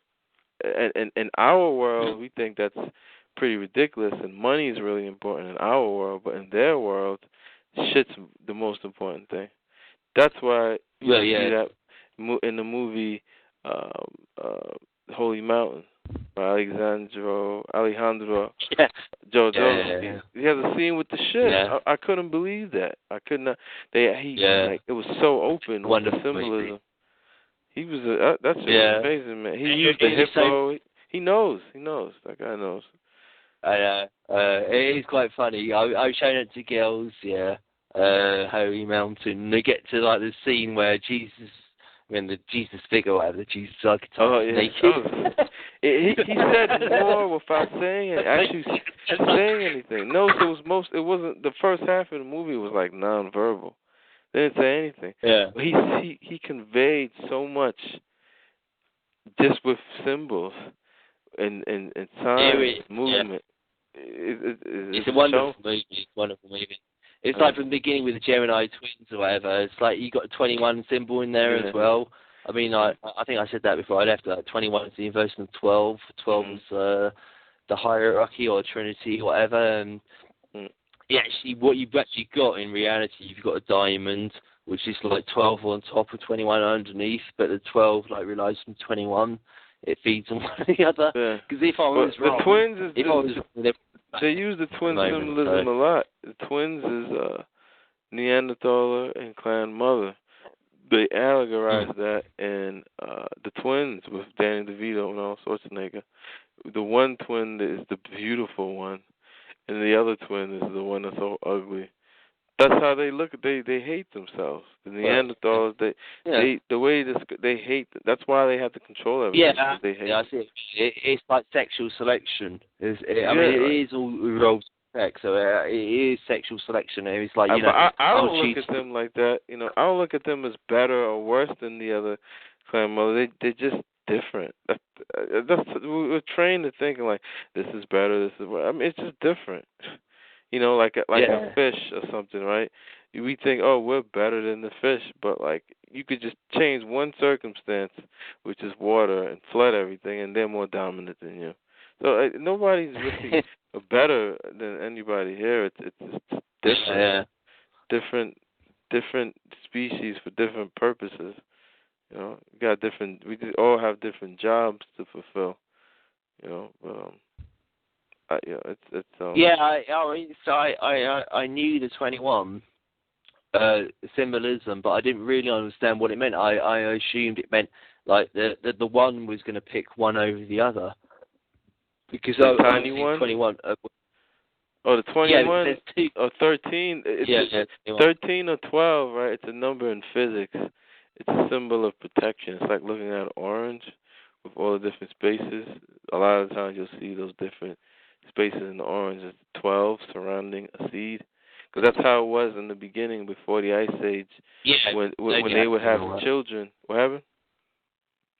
You're saying about the zodiac as well. It's in the it's protecting something. What's it protecting? It's protecting the plan. It's the plan. The ancient plan is written in that zodiac. But like it's all similar protection, like Jesus Christ and the 12 disciples. It's a principle that it's nothing like a cult. It's nothing like religious about that per se. It's just a principle in nature, because where they all get it from is in the beginning when clan mothers had children. They would assign 12 people to raise that child, and each person would teach the child a different trade or skill, and that's what it was a similar protection. So that's all they did. They just copied that. Okay. Yeah, I just assumed it was something to do with eugenics or something, because like with eugenics you've got to have somebody select something against. So I thought the 21 thing was like, he'd select one against the other sort of thing. And so it keep them coming back. It's like the Agenda 21. To me, the Agenda 21 means I take one against the other, and I guess it could probably be looked at as that too, You could be right too, like it's never just one reason with these guys. It's always like many reasons. No. It was like I live in number 21, so. Well, maybe it could be 12, and Agenda 21. That's like interesting document, because like they actually wrote that in Brazil, and Yeah. Because Zill's going to be one of the only pages that survive. In the future, from what I've learned, like what they have planned is it's so horrible, man. It's they're gonna eradicate human beings to extinction, basically. I know. They're gonna. It's awful. I've seen these people in action, like how they think and stuff. I mean, it's like, you better like catch on your horror films really to like understand how these people act and think, because that's what they are like. They can walk into like some totally innocent nightclub in inverted commas, and the people just be like, and it's like basically like strangling each other within like seconds. It's a whole different level of reality than most people. You know what it is? Because what I found with Denise, I couldn't come to terms like in the beginning, like Neanderthals, like these guys are so like they're so heartless, like. But now I realize because these guys are a different species, and they just look at us like how people look at like an insect or something. Like we're irrelevant. Well, yeah. Species is just a word. Species is just a word. It's like if you imagine everybody's playing the same computer game and like you're really shit at it, you know, and they're really good at it, and they've been playing it since you were born. Yeah. And it's like, you know, you're just like basically a cripple on like a most MMO game, whatever, massively multiplayer online game, and you're an idiot on this thing, and they're just like dominating you. Yeah, because they knocked us back, and then they kept that knowledge from the ages, and then they kind of kept it to themselves, and they're like, ha ha ha ha, we got the knowledge and you don't. That's basically what they did. Yeah. This is something that everybody had, the knowledge that they had of reality and stuff. They had all that. Now we got to fight for that. We got to like struggle to just find out. I mean, even in the 1980s, I heard their conquests and failures on Facebook. You know, this is in the 1980s. I heard them saying, "Oh, I done so well on Facebook," and I heard the messages they're sending to each other. On Facebook, and it was just in like the 1980s before it was even released to the public. So yeah, I mean, it's just like they're so much higher level than everybody else. But I mean, you know, cliches, but true faith, basically, is faith in yourself. You know, it's not faith in a god or their god, because like, sort of like I was already saying that, but any god is their god, you know. And so you just got to have faith in yourself, and you got to find yourself, and you shouldn't even be worried if you don't know who yourself is. Just like keep on searching for it, have faith in it. It's not even a reasonable, rational, logical thing at the end of the day. It's sort of like emotional, self-justifying thing, and if it doesn't work, you die. So if it does, you survive. So it's difficult to put in words, but you know, it's like it's basically you really got to like believe in yourself. As people have already got to this phase, so as far as I can see, we're through the worst of it in a way. But next year or 5 years are going to be really weird. I mean, it's like really strange. Personally, bro, like I'm actually planning to like leave this location I'm at because. From looking how they set up everything over here and looking at their time schedule, like they're gonna destroy New York. Is not gonna be here anymore. So I'm actually leaving. Like people won't hear from me, or you'll hear from me, but not as frequently because I'm really like people may think that's bullshit, but like I'm really like. Out of here, man. Like it's just like it's gonna be like 2012, literally. Like you're gonna see mountains melting and shit, and like I'm not gonna. And nobody can see it coming because everybody's kind of caught up in their own world and stuff. But they're all pre-programmed into the 2012 The World Ends program. Yeah, they think it's going to happen in 2012, but they love to do things, they call it the penultimate, where they do, 2012, and do right the year before. Like, everybody's preparing. Yeah, the penultimate, yeah. You're talking like King Arthur. Yeah, they love that stuff, man. That's another, like, it's a code I found, a coding structure that's like so many different, like, facets of it. It's different facets of it and different ways of applying it. And after a while, like you learn about it, you do it in your head, and you become more and more. You get better at it, and like it's just it's literally like the Matrix, how you can read the code and like look at the code. Yeah. So you actually think it's gonna happen this year? Sure. Yeah, man. I've been trying. That's why I made that blog post about Ogdensburg. If you can't cross that border, man, you better go to Ogdensburg, because that's the only place most likely you can survive without going over that the Canadian border. Because a lot of people are having problems with that Canadian border. The people that I know, like me personally, they won't let me. I'm waiting on them to let me come through. And they're playing games with me because they know who I am, and like they're just playing with me. So like, and other people too, man. Like, the guy Andy, they sent him around. Don't cross that border with Glenn Keely's name on your cell phone, anything, because they'll just turn you around because they know who he is. They know this guy. Like, I mean, a lot of people call him cuckoo and nuts, but like when you have some people attacking you, and all these people are going to these lengths to circumvent what you're doing, you must be doing something right, man. So I don't know.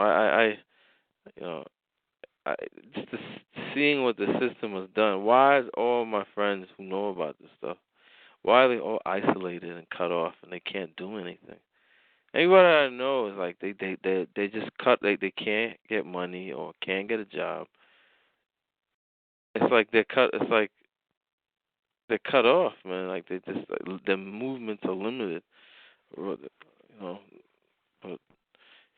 well, that'll be something if it does happen this year. I mean, you're seeing it. It already started happening. Like Australia, they're doing you realize it's very hard to believe, right? It's hard to believe if you're just taking me on faith, man. You got to go and research, man. That's a pretty hard topic to research. What happened? That's a hard topic to research. It took Sky Glenn 15 years. It took me, like, I remember reading, for example, Albert Pike's book years ago. I was reading it, and I didn't understand everything. But then I read it again a year ago, and I was amazed. I was like, wow, so many things went over my head, because it's after looking at these things and you become more familiar and you become more well-read on things. And it's over a period of time. You need time. It takes time to learn this stuff. And a lot of people, they want things right away. They don't. Yeah. Instant gratification. They don't. Yeah. It's gonna come right away. I got the instant gratification crowd around me, and that's one of the worst things. One of the most pissy offy things. Mm-hmm. One of the things that piss me off the most is I've got a fucking circle of 12 around me, and they're all into instant gratification. And it's like, how the hell did I get in contact with you? I don't think I did. It's just it's really bad. It's really bad. I mean, it's not just bad for me. It's bad for everyone. So you find out as you go deeper and deeper into these things, you become lonelier and lonelier. You find out there's not many people like you out there. Yeah. I mean, but any time you find out anything, you can always react to it. You've got a choice on how you want to react to it. Mm-hmm. And the choices aren't always easy, but I think the best one's always when you end up stronger. Yeah. I know, the first stage people have with this stuff is they just get really scared, paranoid, and want to tell everybody. Yeah, everything. Yeah. And then after a while, you have a sense of closure after a while with yourself. Yeah. And it doesn't scare you, it doesn't panic you like that. 'Cause you understand it more. So, but I'm seeing a lot of people on the internet, people who just repost whatever's on the media.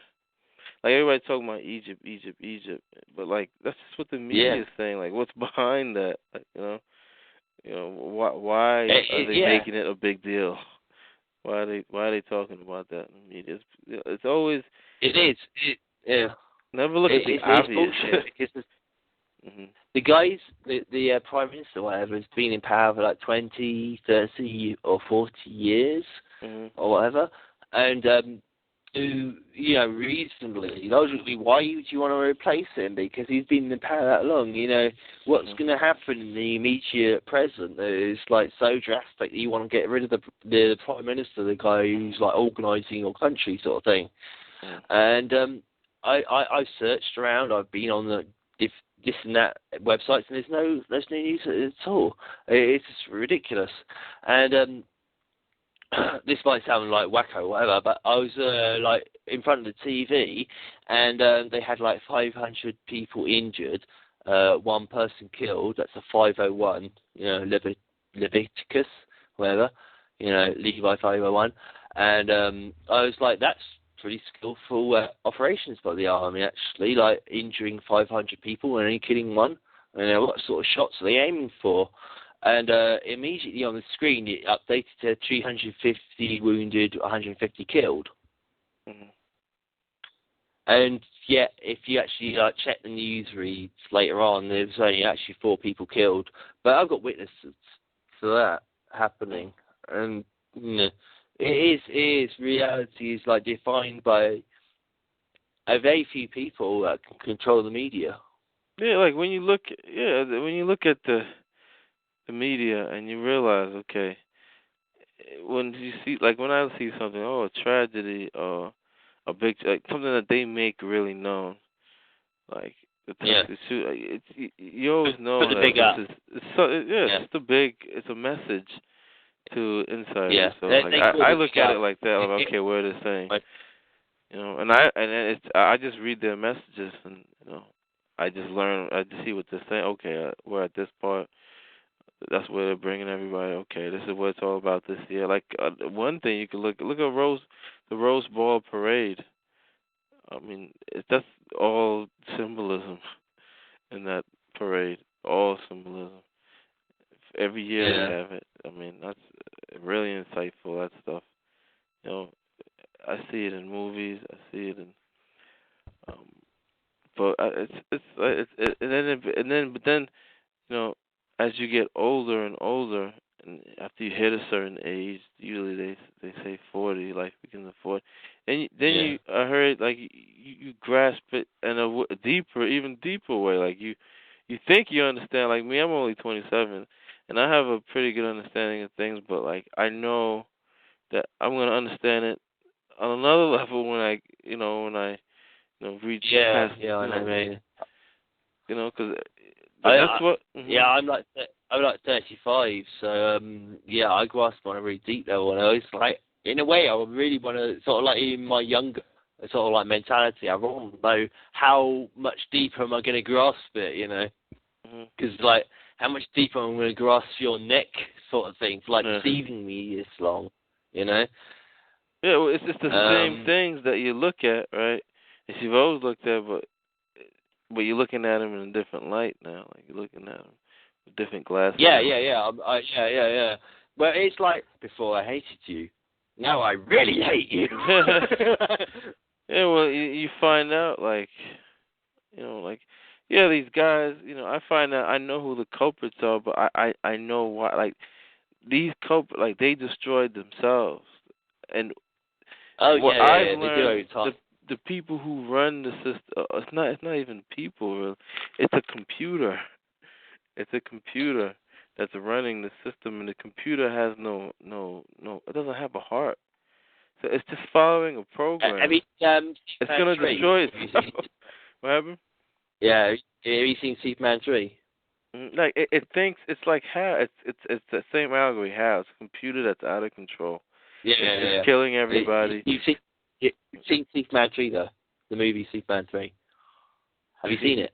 No, I've never seen that. You haven't seen Superman 3? Superman 3? Superman 3. Superman 3. I've never seen that. I have to. You haven't? Mm-mm. You have to. You have to, because that's exactly what you guys are talking about. Mm-hmm. Okay, the arch enemy in Superman 3 was a supercomputer.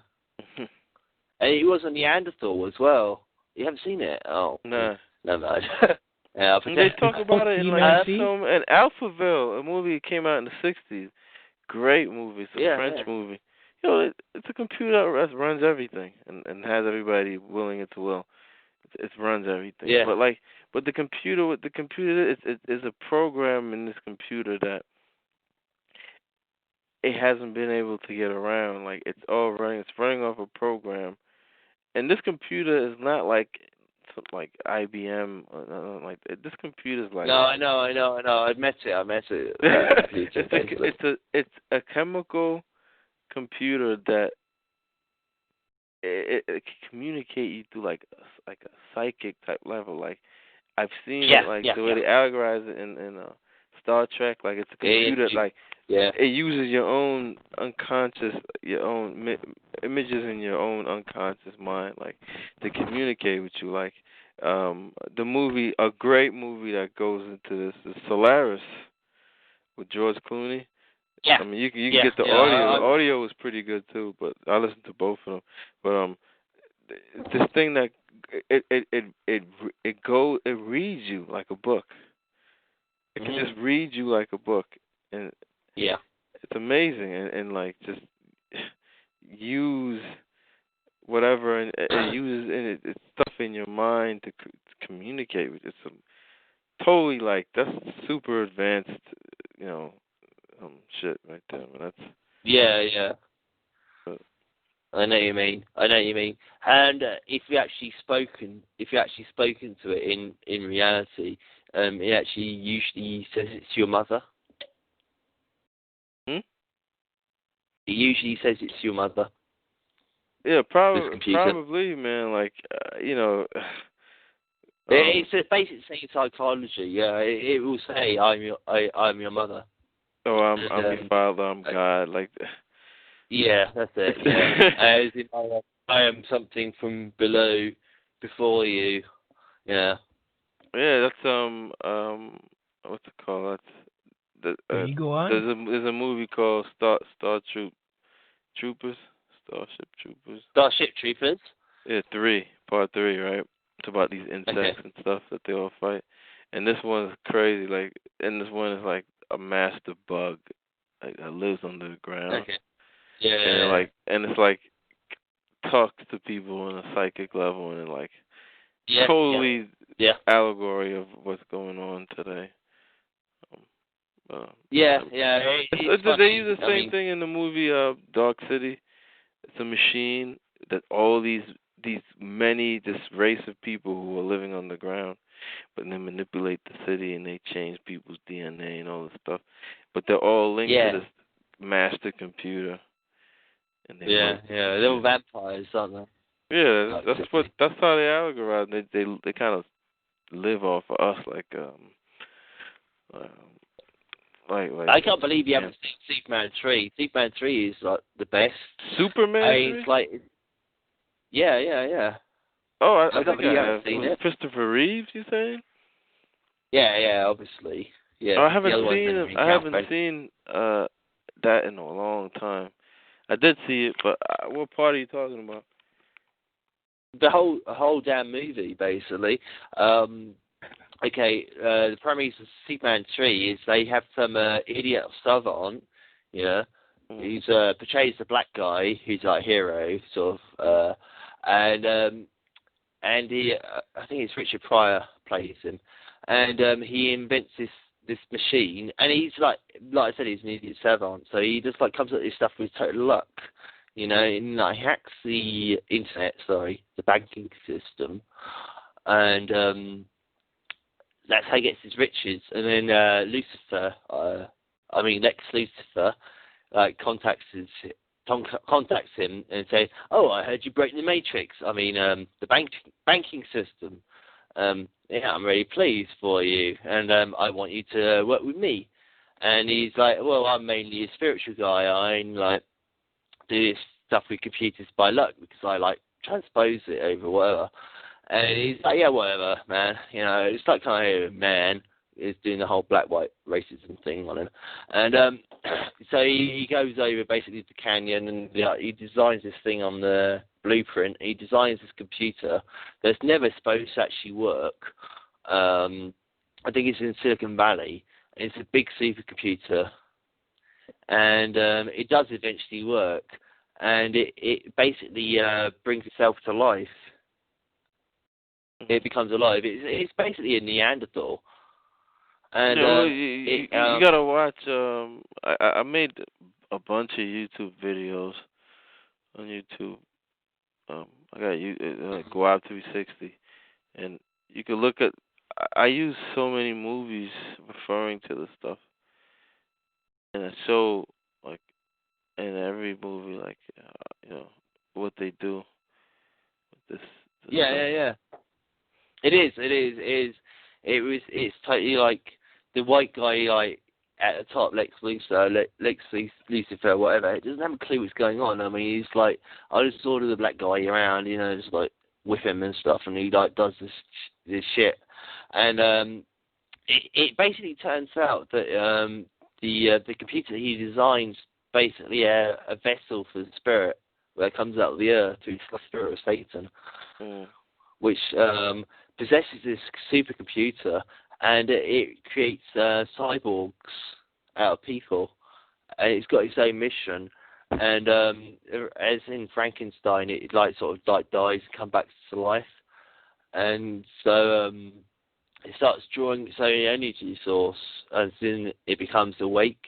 Like Buddha. Actually Buddha actually translates to awake. It becomes awake, and sort of like decides it's going to do its own thing. And with Superman turns up. He has the I think it's the paramecium or something, the end of the world's pain. The thing that will destroy anything else, and he just it projects this thing, which is basically his aura, projects it around him, and he's suffering within his own aura, which is basically his own ego, his own projection of himself, and it suffocates him in it. He's like, it's like suffocating to death, and some third party comes in, like zaps the aura zapping weapon, and the supercomputer gets pissed off, and basically decides to create a race of cyborg creatures. And there's this one girl. She's not, she is a girl, like probably genetically, but she's like this like dykey bitch, and she comes down the stairs, and she's always pissed off, and she's always like, you should do more work, and you're really lame at your job and all that sort of stuff. She comes down the stairs, and she gets cyborgized. She gets turned into a full-on robot, and she comes marching out, like, and I don't know, Superman does something wacky or other to her, but I mean, it was just like also, I just thought it was really obvious, it's like the whole Satan is basically, or Lucifer, whatever, like possessed the spirit. It's like Deus Ex Machina done Deus a job Machina is the one running everything. And when they say Lucifer, Lucifer is the enemy. Because you gotta look at it from different perspectives. It's the intellectual. My perspective on it is Lucifer is the intellectual angle of Satan. That's one way of looking at it, but I've heard that too before. But Lucifer is Lucifer. Lucy is the bones that they found in Africa, and fur is iron. They're saying that woman is the enemy, and her name is Lucy, but Lucifer is just one. Lucifer is like saying Iron Lady. Iron woman. Yeah. So like iron is obviously not tough enough, because after iron you get steel, and you get stainless steel, and granite, or harder than his granite. So they're saying that he's not as tough. What happened? That's what Glenn Keely's saying as well. He's saying basically the next generation of person is going to be like a woman with the body of a man, sort of mind with the body of a man. Yeah, they put that in every movie, like the movie Splice. It's this bald-headed lady who's like a man and a woman in one. They show this, in all the movies. But that's she's the one. So when they say Lucy Fur, they're talking about a woman. Woman's the enemy. Yeah. And so when you look at when they talk about darkness and light's supposed to be good and darkness is evil, it's why do they have these connotations on these terms? Why is darkness bad? It's because they're talking about the original black people. In the beginning was darkness, where everybody came from was black. So they're saying because the original blacks were the ones who who supported the Klan mother. They defended her. And the system decided to basically to go to war against blacks and and women, the original blacks and women. So all the stuff that you see throughout in history was, when you look at it now, why do women live in a bag in the Middle East in a sheet, covered complete in a sheet? Why is that? Why they just totally circumvented the power of what they had? If people knew the power that women had, they'd be shocked, man. Like women were the ones who were calling the shots, and nobody had a problem with that because that's how they design. Women are designed to be leaders. Yeah. I meet the sort of women that would like to think that they're the quiet runners and they're going to possess it all later on, and I'll give them a little test or whatever. And most women are real women though. Most women are they focus more on women than anybody else. Yeah. So what I've read and what I've heard is in Hinduism or whatever, might is right when it comes down to it. You can actually this is like a massive summary that I do when I did my shows. I just like to do a massive summary, but might is right, and so it's like whoever's at the top is at the top. Might basically is pure physical power, Well, it's instant gratification. I mean, it's So you talking about physical? You talking about the Lord of the world, the Demiurgus, the Lord of the physical world. That's the same. It's the same character that they're talking about. Yeah. I understand what you're saying. I understand what you're saying, but I mean, you to me, you're saying that a champion, the guy who's always on the girl, he's always at the top. Because that's what it comes down to. It can come down to a physical number. At the end of your life, your power was 253. Oh, sorry, you're only second place. My power was 255. Is in a computer? Yeah, I see what you're saying. It's like the movie Resident Evil, right? They showed up the girl who's this special girl who just do all these things, jump. What happened? They wouldn't even let you have computer games and that sort of stuff if it wasn't a metaphor for something. I mean, if it meant nothing, there'd be you gotta will their will. There'd be what is this? No, I don't want that shit. What? You didn't mean anything to me. No way. Everything's to will their will. But I don't know if who's still on the call. I think everybody's dead. I'm still here. He's like, I'm still here.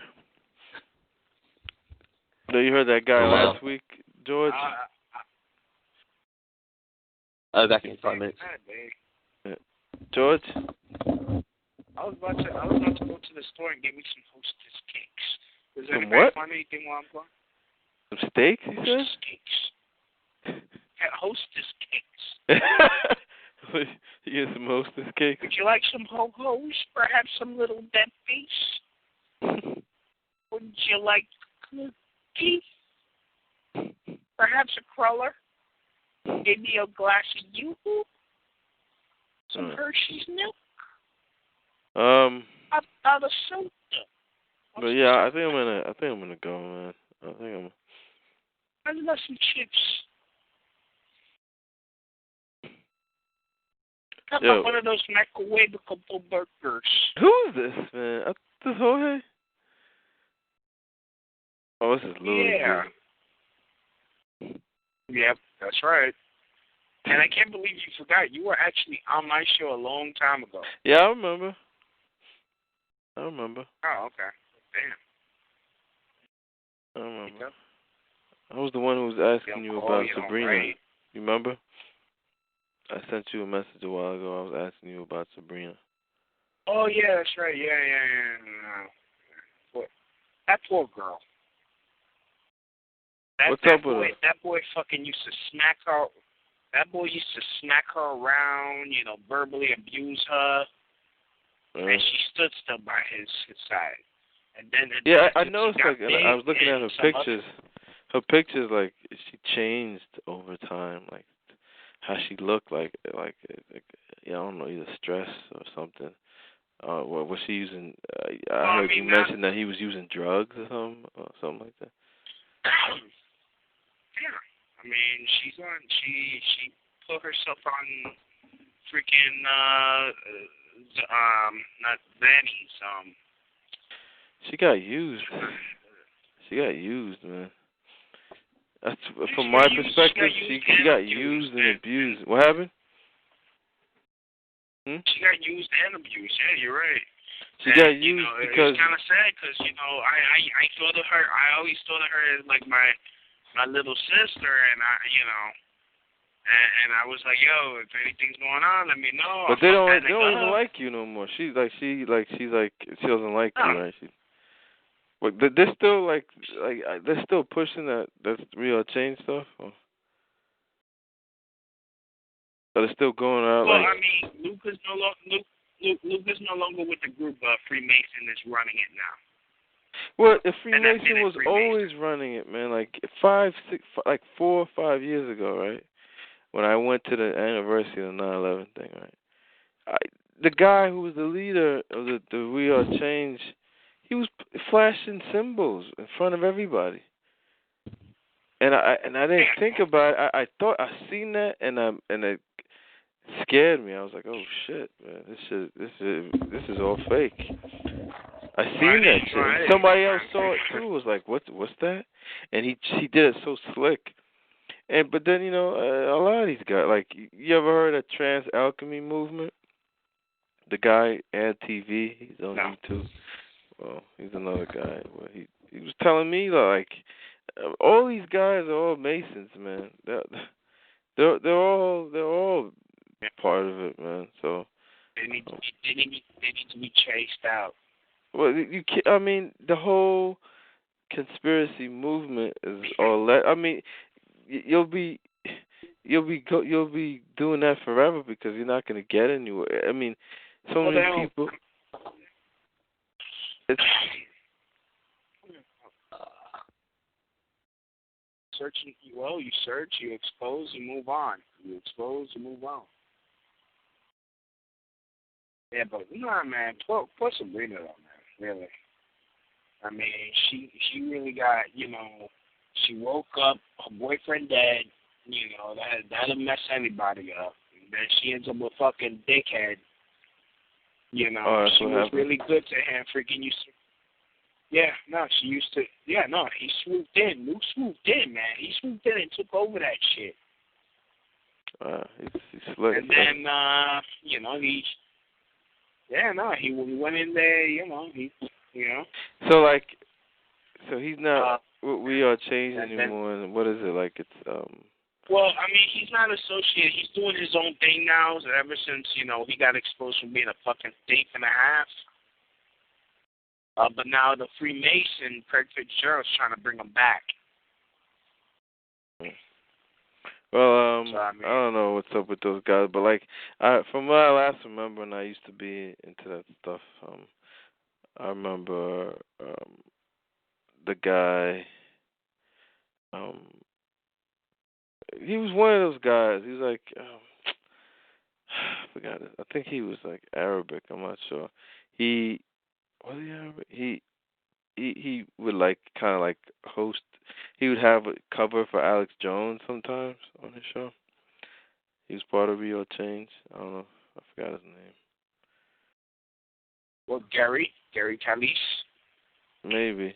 I remember another guy, something Rodriguez. He was like a 9/11 guy. Like he seems to be making a lot of it's a business for him. Like he's making a lot because he just goes around talking. You mean Willie Rodriguez? Yeah. Like Willie Rodriguez. Yeah. The guy, the last guy out of the supposedly the last guy out of the. Yeah, like when I look at him, right? Puerto Rican. Yeah, him. The last guy he was like a janitor. Like when I look at him, like I think there's more to it than meets the eye with that guy. When I think about it now, like honestly, I hope not, because he's Puerto Rican like me, and I would hate to have fucking take down, one of my people, but I will. If he is a scumbag, I will have to. But hey, I'm already the most hated person in this movement anyway, so screw it.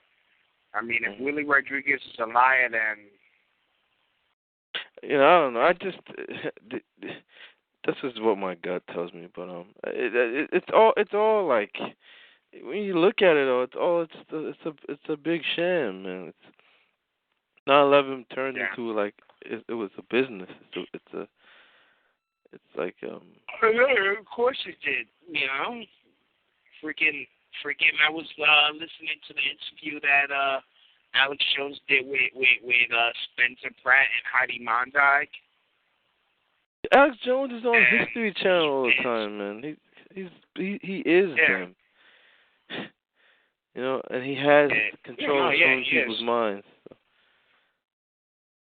I'm like, at one point, Spencer Pratt is like, "Oh, Alex, I went to your InfoWars store and I bought all your DVDs." I'm like, nigga, what the fuck is your problem? You can get them shits for free. Yeah. Don't, why, come on, seriously? So I don't know what the fuck is this problem? I mean, it's I know when I met Alex, I was like, oh my God, it's Alex Jones, oh my God.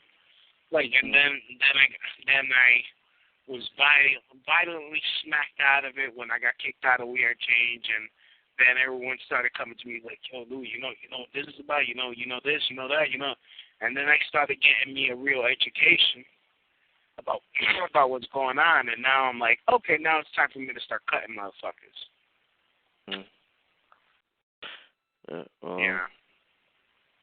Yeah, well, React. I just learned that I learned 9/11, was all that stuff, and then I learned that there's other things besides 9/11. 9/11 was just an event. But yeah, anyway, We Are Change New York is doomed, and they're not gonna get nothing real done. They're not gonna fight hard. They're not gonna come up with a real plan. They're gonna do charity stuff that really doesn't make a difference. That's what Mason's all about, man. Charity. Yeah. But anyway, I'm gonna get off, man. I've been on this thing for like 4 hours. Yes. I'm gonna get off this thing. All right. Yeah, it sounds like you're about to fall asleep, and Yeah. Like I said, I'm gonna go get me some Hostess cakes. Yeah, all right, man. Enjoy it. Perhaps some snickerdoodles, maybe graham crackers with some cheese. Maybe a microwavable pizza with the burger. Some turkey, American cheese, make a sandwich. buy an uncooked whole chicken, make love to it, throw it away. Because that's how I do. All right, man. All right, man. I'll talk to you, man. I fuck it through the neck hole. All right, man. I'll talk to you. I buy some lobster, put it on the table, smack it off. I'm nuts. All right, man. You're crazy, man. All right, good night. All right, good night.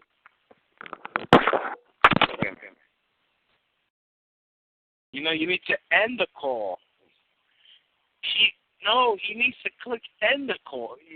Oh, Jesus. And he's recording it, too. Holy Jesus, Palomino.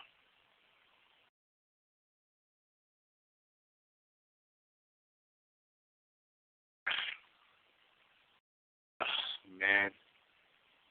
I don't know whether to stay or go, I guess. So, you know, you guys are going to stay? I don't know. He didn't end the show officially. I want to watch some 21 Jump Street, but I can't just leave this place all by itself. I mean, you guys are going to go nuts without anyone being here.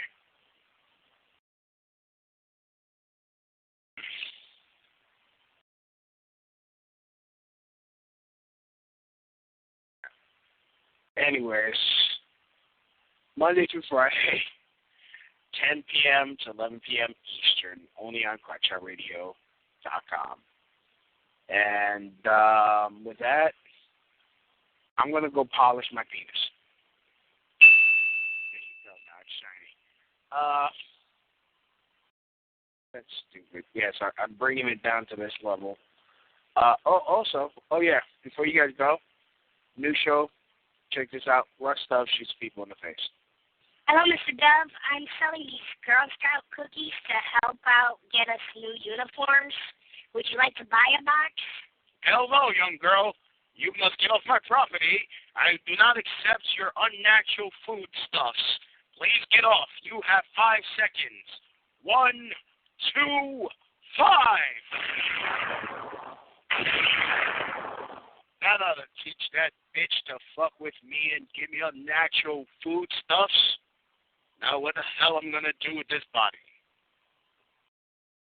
Soon the whole world will know that I, Russ Dove, will shoot you in your face. There you go. Goodbye, everybody.